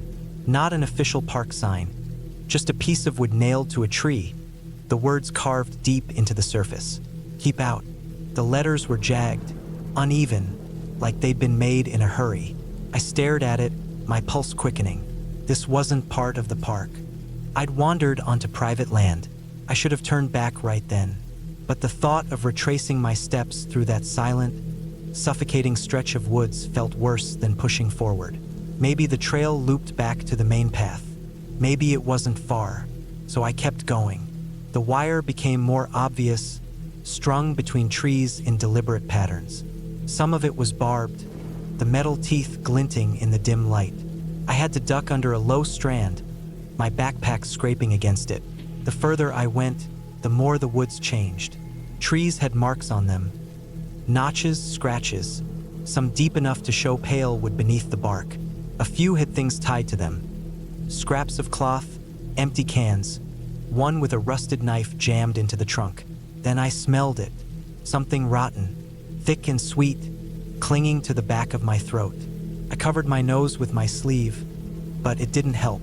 The trail curved, and as I rounded the bend, I saw the source, a deer, or what was left of one. Its body was strung up between two trees, belly split open, guts hanging in thick ropes. Flies buzzed in a black cloud around it. The wire around its legs had cut deep into the flesh, the skin swollen and purple where it bit in. The head was gone. My breath came fast and shallow. This wasn't just some hunter's kill. This was a warning. I turned around. The trail looked different going back.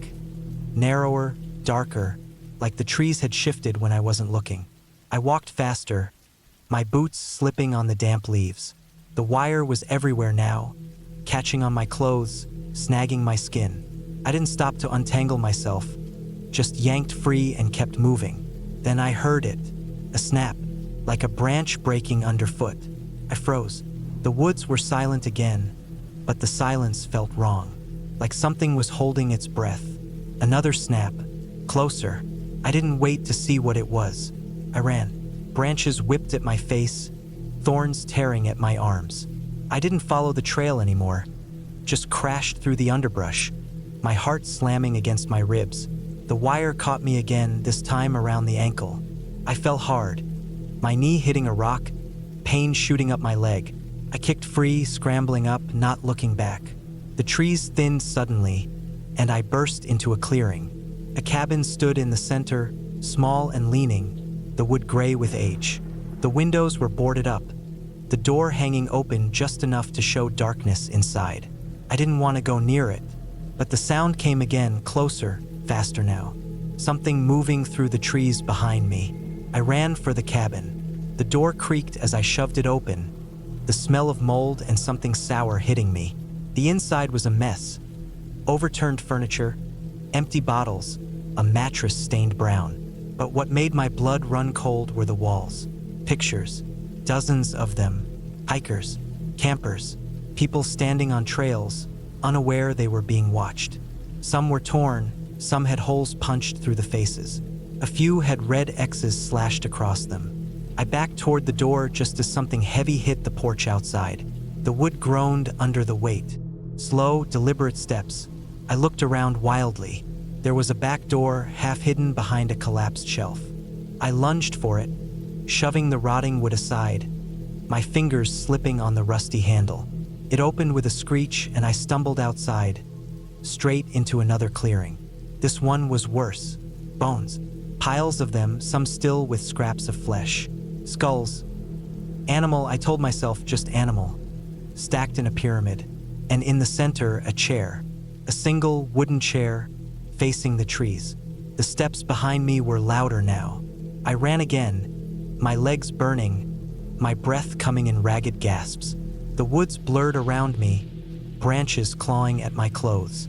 I didn't stop until I hit the main trail, the familiar yellow markers nailed to the trees. I didn't stop even then. I ran all the way back to my car, my keys jingling as I fumbled with the lock. The engine roared to life, and I peeled out of the parking lot, gravel spraying behind me. I didn't look back. The rangers found the cabin a week later. They asked me questions, showed me pictures. The man who lived there had been missing for years. They thought he was dead, but they never found him. And sometimes when I'm hiking, when the wind stops and the woods go quiet, I still hear those steps behind me.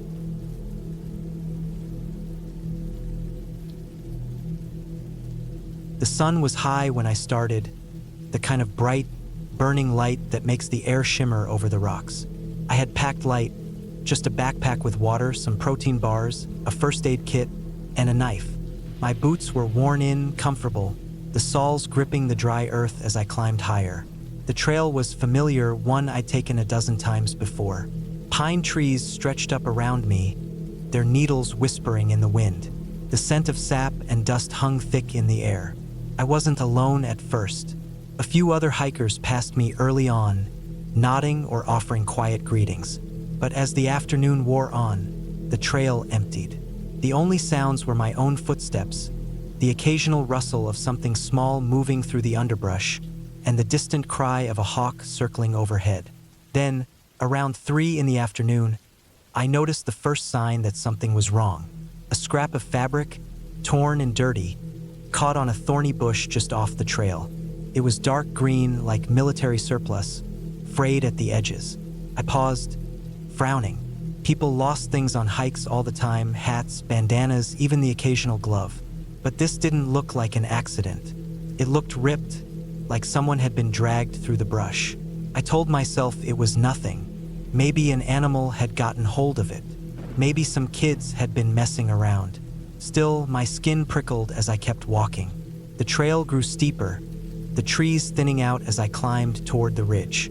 The sun was lower now, casting long shadows across the rocks. I checked my phone, no signal, not that I expected one this far out. I wasn't worried. I knew the way back. Then I heard it, a sound like a sharp exhale, too loud to be the wind. I stopped dead, listening. Nothing, just the trees. I took another step. There it was again. This time it was closer. A low, wet noise, like someone struggling to breathe.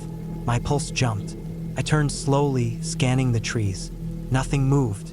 I told myself it was an animal. A wounded deer, maybe, or a fox. But the sound didn't fit. It was too human. I should have turned back. I know that now, but curiosity is a stupid, stubborn thing.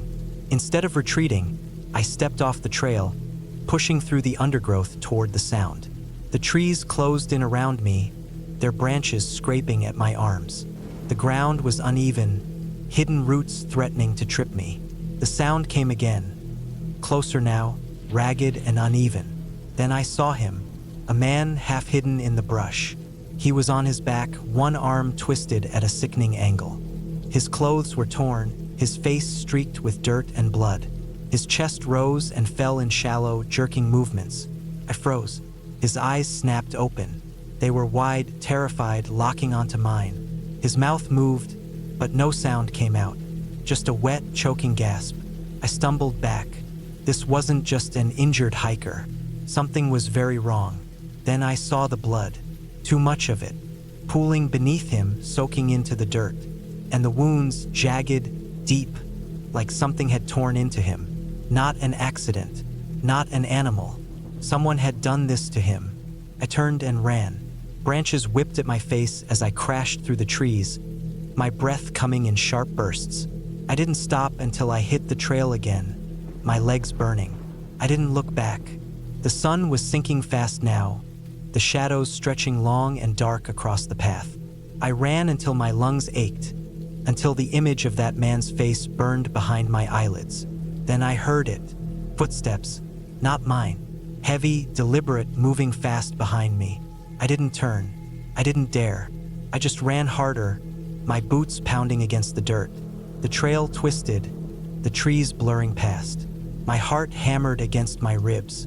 The footsteps kept pace. Closer now. I risked a glance over my shoulder. A figure tall and broad-shouldered, moving with terrifying speed. His face was shadowed, but I saw the glint of something in his hand.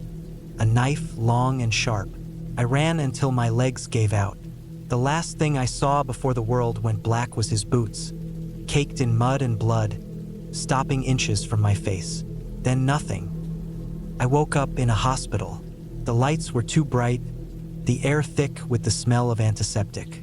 My head throbbed, my body stiff and aching. A nurse stood over me, her face tight with relief. "You're lucky," she said. "A group of hikers found you just off the trail. You'd lost a lot of blood." I tried to speak, but my throat was raw. "The police are outside," she continued. "They've been looking for the man who did this. You're the first one who got away." I closed my eyes. I knew then that I'd never hike alone again.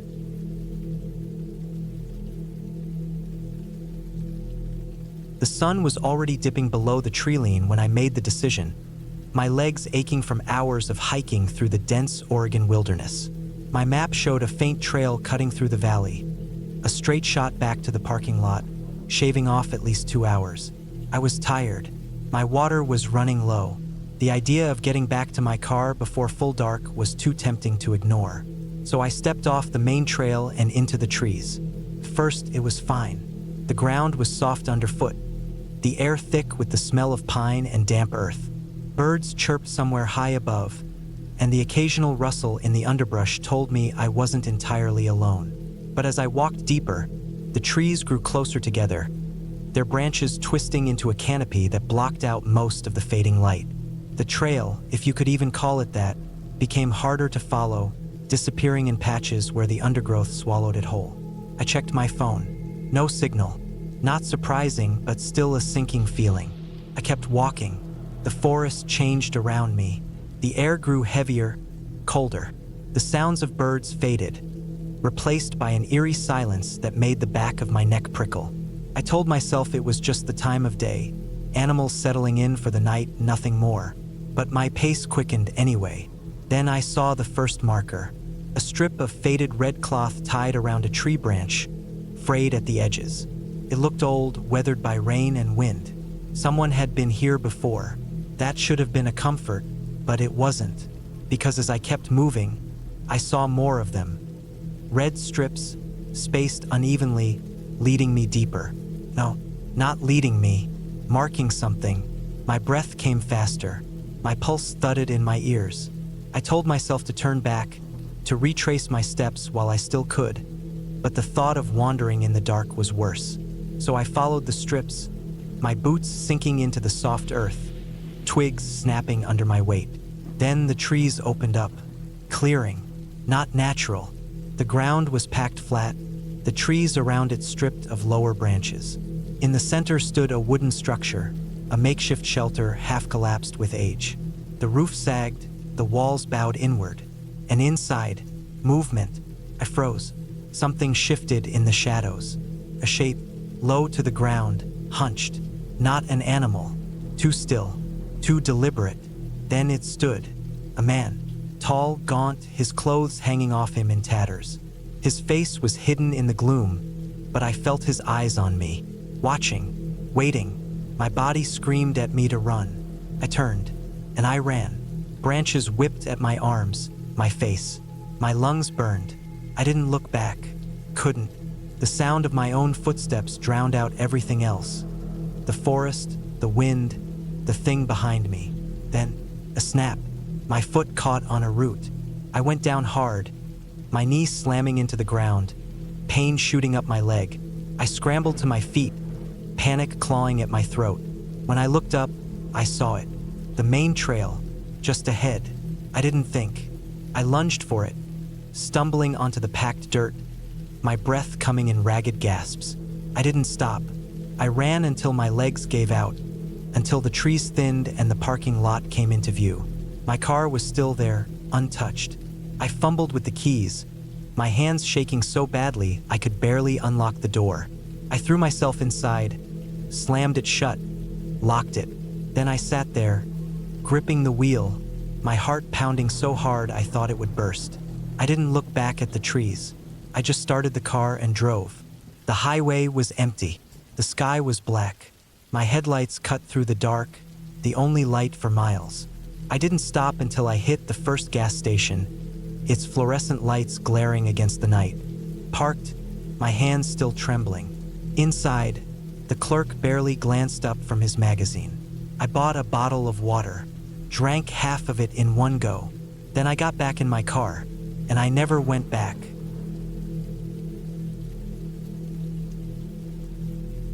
I had always enjoyed hiking alone. There's something about the solitude of the forest, the crisp air, the sound of leaves crunching underfoot, and the occasional chirp of a distant bird that made it all so peaceful. This time, I had decided to head into the wilderness of the Cascade Mountains, just north of Seattle. It was late October, and the weather had been clear for a week, so I figured it would be a perfect time to go. The thought of seeing the vibrant fall colors of the trees and hiking along the quiet trails was enough to push me into action. I didn't tell anyone exactly where I was going. My family and friends knew I was heading to the Cascades, but I didn't have any set plan for where I'd go. I didn't mind being alone in nature, so I wasn't worried about not having company. I threw a few essentials into my backpack: some food, a couple of water bottles, a flashlight, a compass, and my phone in case of emergencies. The trailhead I picked was a few miles outside a small town called Darrington, which is where I parked my car at the beginning of my hike. It was early in the morning, just as the sun began to rise, casting a soft light over the landscape. The air had that sharp chill, and I could see my breath as I started up the trail, making my way deeper into the woods. I had been hiking for about an hour when the silence began to feel a little too quiet. At first, I shrugged it off, thinking it was just my mind playing tricks on me. But then I realized there was no sound at all. No wind rustling the trees, no birds calling out in the distance, nothing. It was just me and the forest. Felt off, like something was watching me, but I pushed that feeling aside, telling myself it was just the isolation. The trail I was following wasn't heavily trafficked.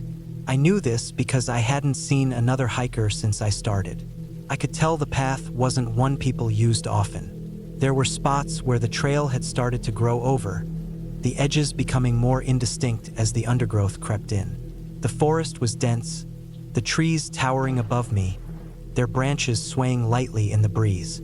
I felt small beneath their canopy, but it was a comforting kind of smallness. I kept walking, my boots crunching on the gravelly path. As I rounded a bend, I came across an old wooden sign that had been half fallen into the ground. It read, "Deadfall Ridge Trail." I had never heard of it before, but it intrigued me.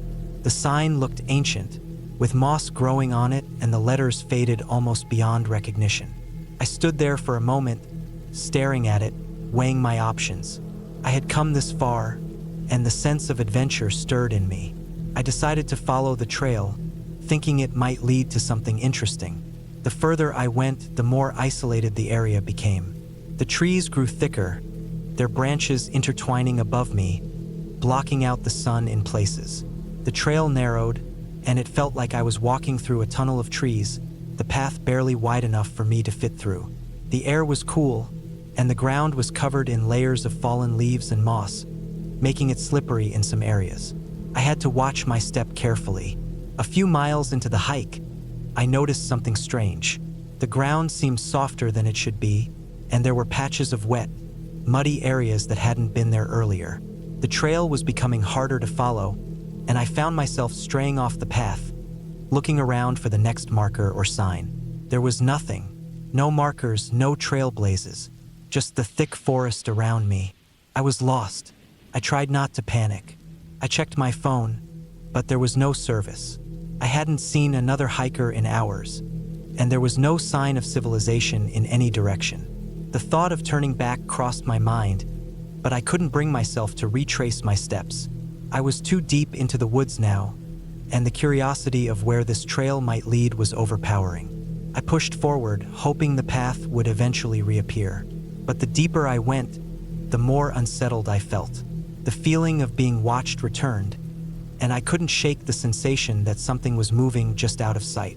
It was like the trees themselves were closing in on me, their branches stretching out as if to grab me. At some point, I stumbled upon a small clearing. The ground was mostly flat, and there was a small stream running through it, its water clear and cold.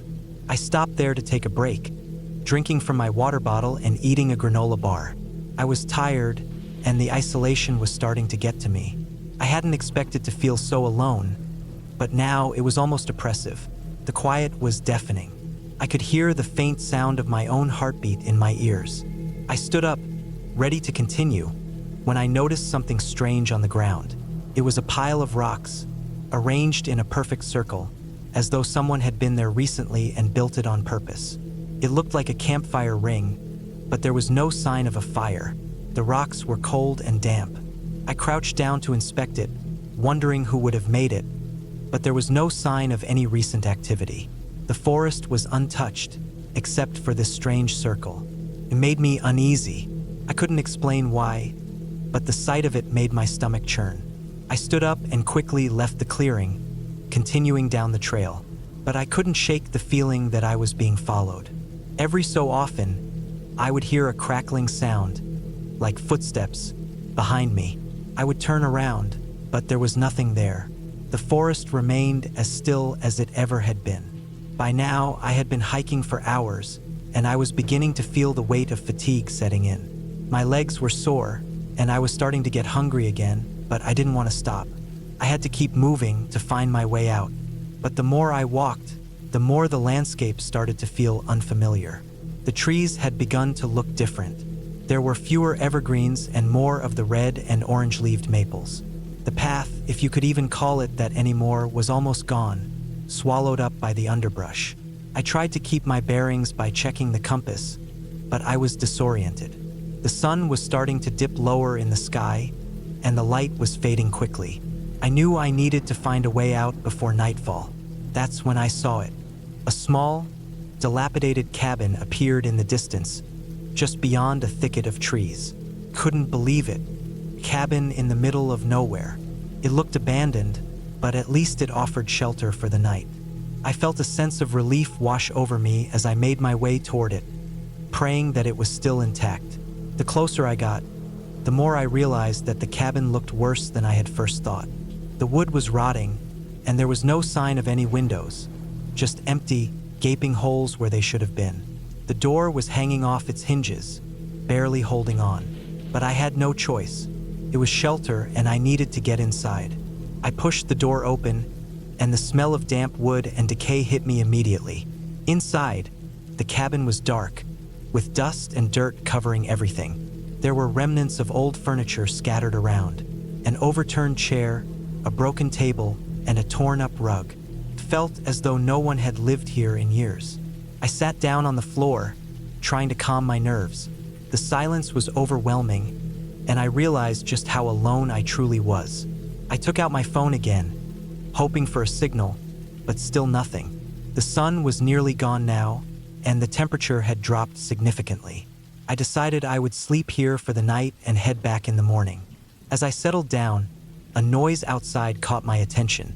It was a faint rustling, like footsteps in the leaves. My heart skipped a beat. I tried to tell myself it was just an animal, but the noise was too deliberate, too human. I stood up slowly, peering out the cracked door, but I saw nothing, just the dark outline of trees and the sound of the wind moving through them. I spent the night in that cabin, my mind racing. The noises outside didn't stop. Every so often, I would hear them. Footsteps, twigs snapping, a low grunt, but no one ever appeared. By morning, the noise had ceased, and when I finally gathered the courage to leave, I found that the trail I had come down from was nowhere to be found. It had disappeared completely. It took me 2 more days of wandering and backtracking, but I finally found my way out of the forest. When I reached the trailhead again, I was relieved but exhausted. I didn't tell anyone about the cabin or the strange sounds. I couldn't explain it, and I didn't want to, but the forest was no longer a place of peace for me.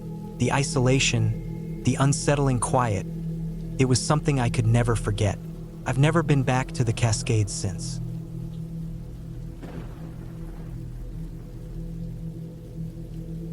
It was supposed to be a peaceful hike, a quiet getaway into the mountains, just me and the wilderness, a break from the city and everything else.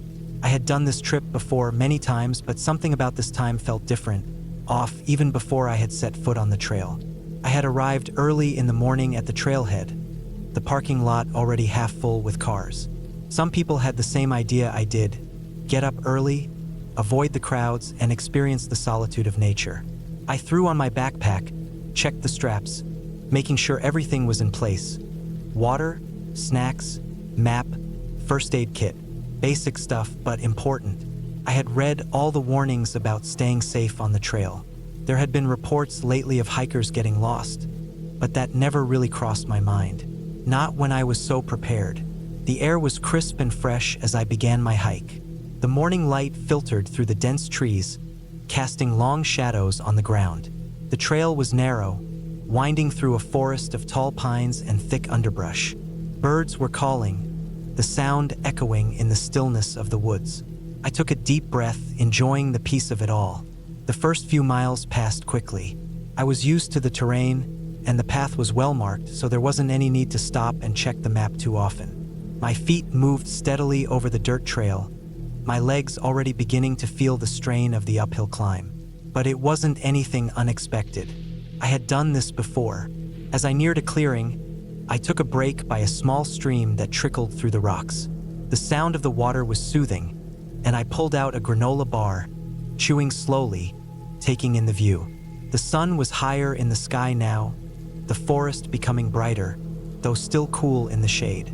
It was beautiful, serene, the kind of place you could lose yourself in for hours, forgetting about the world. But something was off. I couldn't put my finger on it at first. A feeling, maybe, an awareness that I wasn't alone. The air seemed heavier, the trees too still. There were no other hikers around, which was unusual. Usually, there were always a few people out here, even in the more remote areas. But now, just silence. I shook it off, told myself I was just being paranoid, and continued on. The trail became steeper, the ground more uneven. My breathing grew heavier as I climbed, sweat beading on my forehead despite the coolness of the morning. There were rocks now, jutting out from the path, making it harder to keep my balance. I stopped occasionally, checking my map and adjusting my pack. A few more miles in, I reached a part of the trail I hadn't seen before. It was familiar in a way, but different, like something was slightly off. The trees here were spaced farther apart, the ground uneven and jagged. There was no sign of wildlife, no birds, no squirrels. Just the faint sound of my own footsteps and the occasional rustle of the wind. I paused and scanned the area, but there was nothing. No sign of other hikers, no animals, just emptiness. My gut tightened. Something felt wrong. This trail, the one I had walked so many times before, seemed off. The path was still there, but the feeling in the air had changed. I looked around, hoping to catch sight of someone, anyone, but the forest was still and quiet, like a void had swallowed everything up. I decided to push on, hoping the strange feeling would pass. I had planned to make it to the top of the ridge by noon, where the view was supposed to be incredible. It was a hard climb, but I was used to it. The further I went, the more the unease gnawed at me. The trail became narrower, overgrown with brambles, and I had to move carefully, stepping over rocks and roots that seemed to trip me up more than usual. My pace slowed as I tried to stay alert, my eyes scanning the trees around me. It was when I reached a section of the trail that hugged the side of a cliff that I realized how alone I truly was. The sheer drop on one side of the path left me feeling exposed, like I was teetering on the edge of something far too big for me to control. The wind had picked up, whipping through the trees, creating strange shadows that seemed to move in the corner of my eyes. But each time I turned to look, there was nothing, just the swaying branches of the trees. I paused again, feeling the weight of the silence settle in. I had been walking for hours now, and the only sounds were the wind and my own breath. There should have been more birds, insects, the distant murmur of water, something. But there was nothing, just quiet.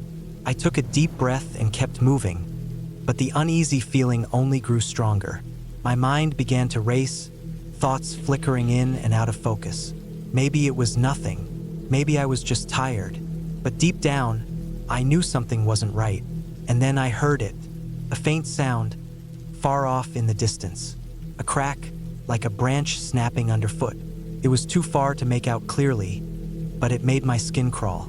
I froze, straining my ears. The wind howled again, but the sound of a crack or snap in the underbrush wasn't the wind. I was sure of it. Someone or something was out there. I looked around again, but there was nothing. No movement, no sign of another person. The trees were still, their branches reaching out like long fingers, but there was no sign of life. I couldn't shake the feeling that I was being watched. A slow, creeping panic began to rise in my chest. I picked up my pace, my heart pounding as I tried to push the feeling aside. It wasn't rational. There was no reason to think anything was wrong. But that nagging sense of being watched, that was real.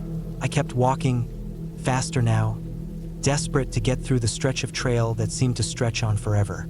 The cliffside gave way to a dense thicket of brush, and for the first time, I felt a sense of relief. The path was narrow, twisting, but I was surrounded by the shelter of thick vegetation. Maybe it was just the isolation getting to me, but the rustling sound came again, closer this time. I spun around, but the path was empty. My breath was coming in short, sharp bursts now, and my legs ached from the hours of hiking. I knew I needed to stop, to take a moment and regain my composure. But there was something about that sound that I couldn't ignore. Something primal in me was screaming to keep moving. The trail twisted ahead, and I saw the outline of the ridge I had been aiming for. The view would be there soon, a wide open space where I could catch my breath, feel the sun on my face. But the thought of reaching it was now mixed with an overwhelming sense of dread. Something was out there. I couldn't deny it any longer. I pushed forward, my body trembling now.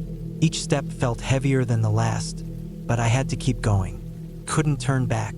When I finally reached the ridge, I stopped. The view was breathtaking, just as I had remembered. The mountains stretched out in front of me, rolling ridgelines fading into the distance. The air was clear, the sun shining down, and for a moment, I thought that maybe it was all in my head. Maybe I had let the isolation get to me. But then I heard it again.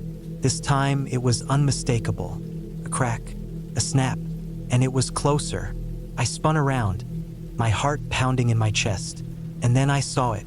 A figure, not a person but a shape, standing between the trees, barely visible.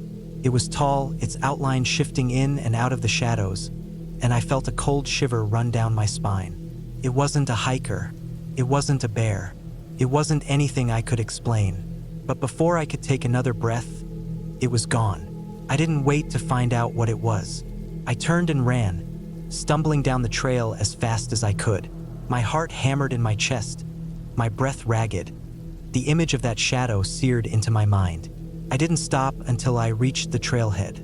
There were cars parked there, hikers loading up their gear, chatting, oblivious to what had just happened. I was shaken, exhausted, and more than a little scared. But I knew one thing for sure. I wasn't going back up there. Not now, not ever. I don't know what I saw that day. Maybe it was nothing. Maybe I had just worked myself up too much, been out there too long, and let my mind wander. But the feeling of being watched, that never really went away. I've hiked a lot in my life. I've seen the beauty of nature in its most serene forms, and I've felt the isolation that comes with the quiet of the mountains. But there's something about that hike that haunts me still. The sound of those branches cracking, the shadow that moved between the trees, I'll never forget it. It was supposed to be a peaceful hike, a way to escape for a while. Instead, it became a memory I'd rather leave behind.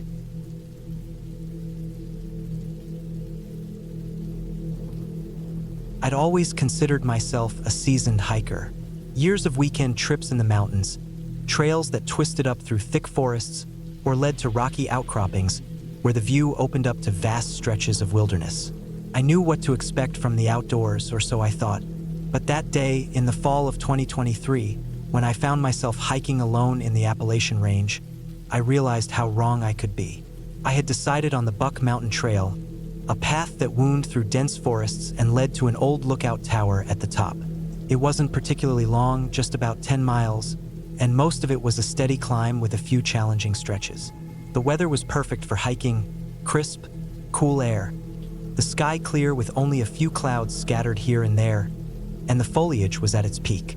Red, yellow, and orange leaves clung to the trees, making the world look like a painting.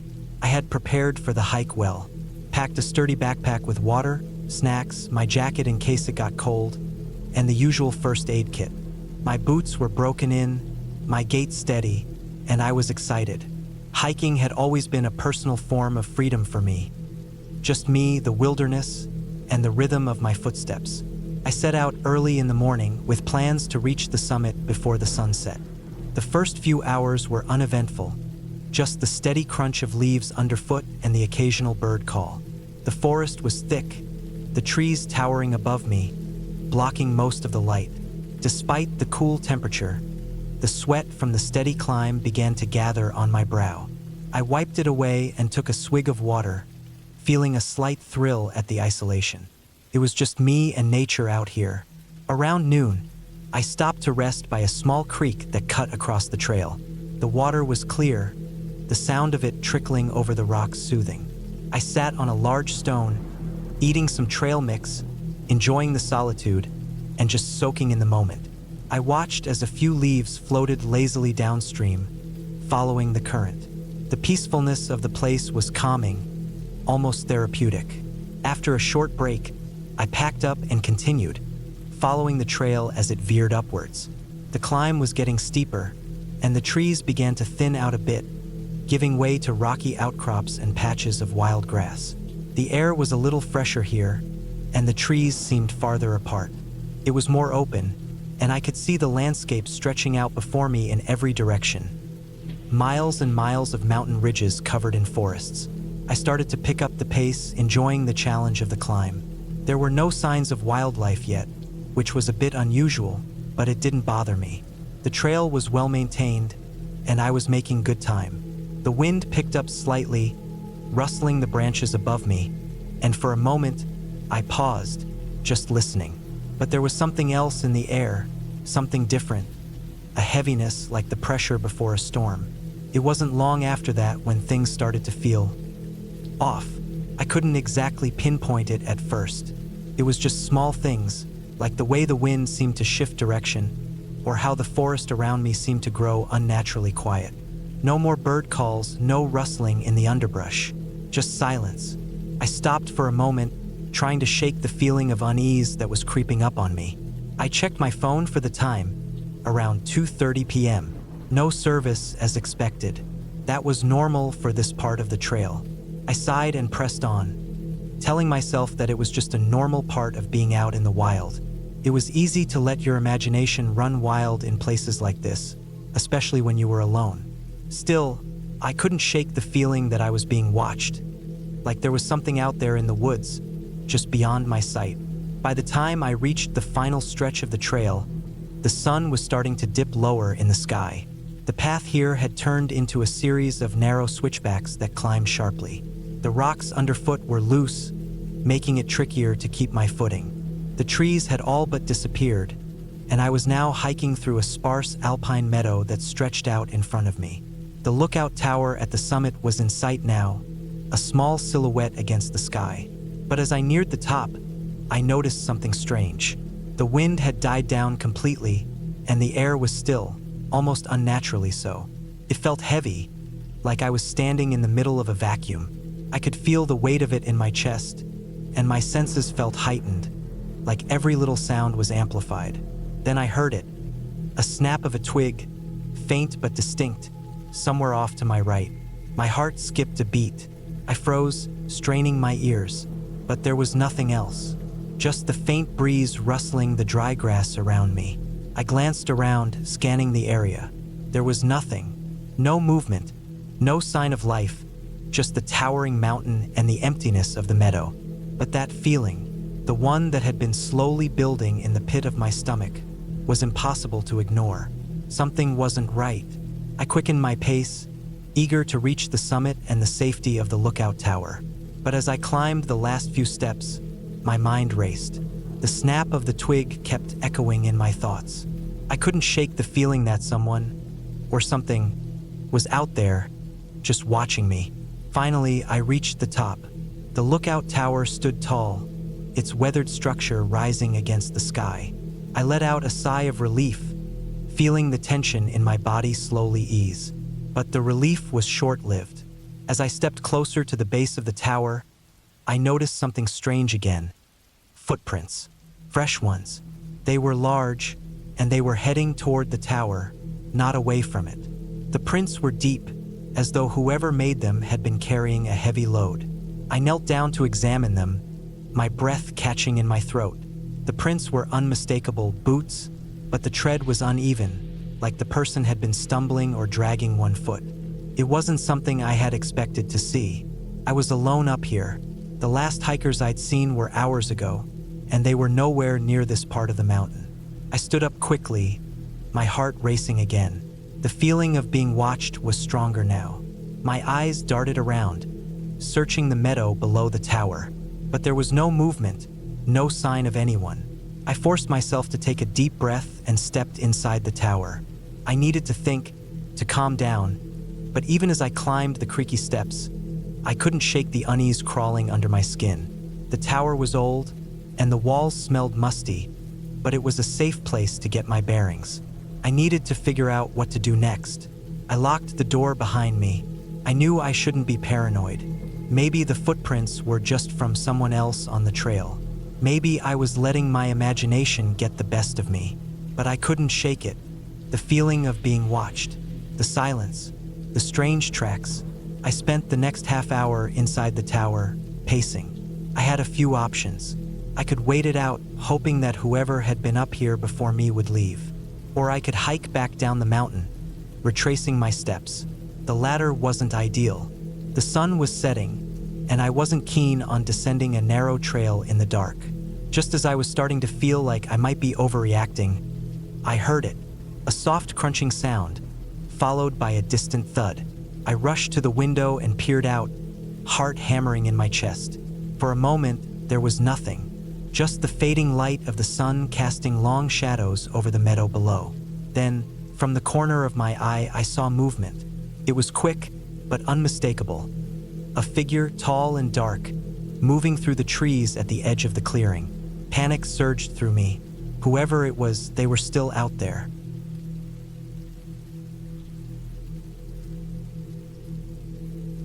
It started as a regular Sunday morning. The air was crisp, the sky a clear blue, and the forest smelled like pine and damp earth. I had planned this trip for weeks. A solo trek through Blackwood Ridge, a place I'd been to before but never fully explored. My backpack was stuffed with the usual: water, protein bars, a first aid kit, a flashlight, and a pocket knife, just in case. The trail was easy at first.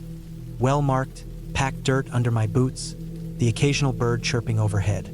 I checked my phone out of habit, but there was no signal. Not unusual for these woods. I wasn't worried.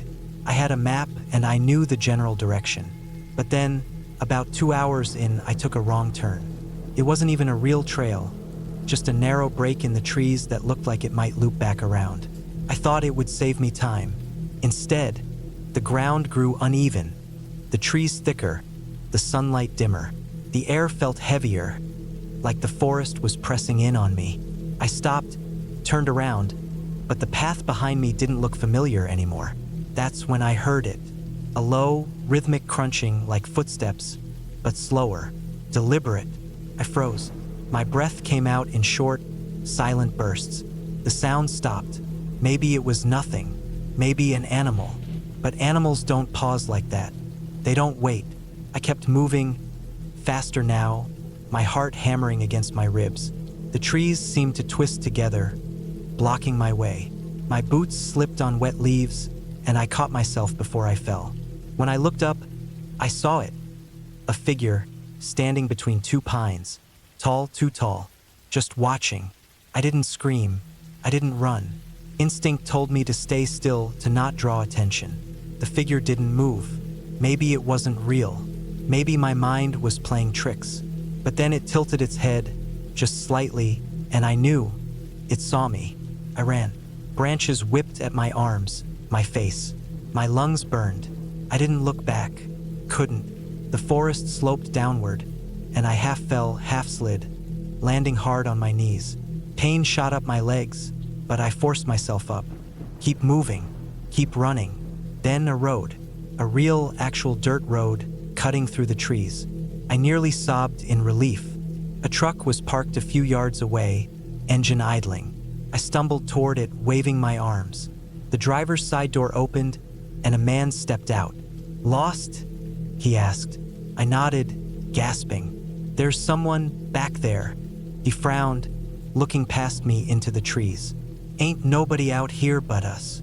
I turned. The forest was empty, silent, no figure, No footsteps. just the wind through the leaves. The man studied me, then gestured to his truck. "Get in. I'll take you back to town." I hesitated, but what choice did I have? As the truck rumbled down the road, I kept my eyes on the trees. Nothing moved. Maybe I imagined it. Maybe exhaustion and fear twisted my mind. But deep down, I knew something had been out there, and it had seen me. Ending asterisk. The truck ride was quiet. The man didn't ask questions, and I didn't offer answers. My hands wouldn't stop shaking. When we reached town, I thanked him and stepped out, my legs still unsteady. The sun was setting, painting the sky in oranges and reds. Normal, safe. I never went back to Blackwood Ridge. A month later, I read a news article, hikers reporting strange noises in those woods. Some claimed they were being watched. The police brushed it off. Wild animals, they said. Overactive imaginations. But I knew better. Sometimes the worst things in the woods aren't ghosts or monsters. They're real, and they're waiting,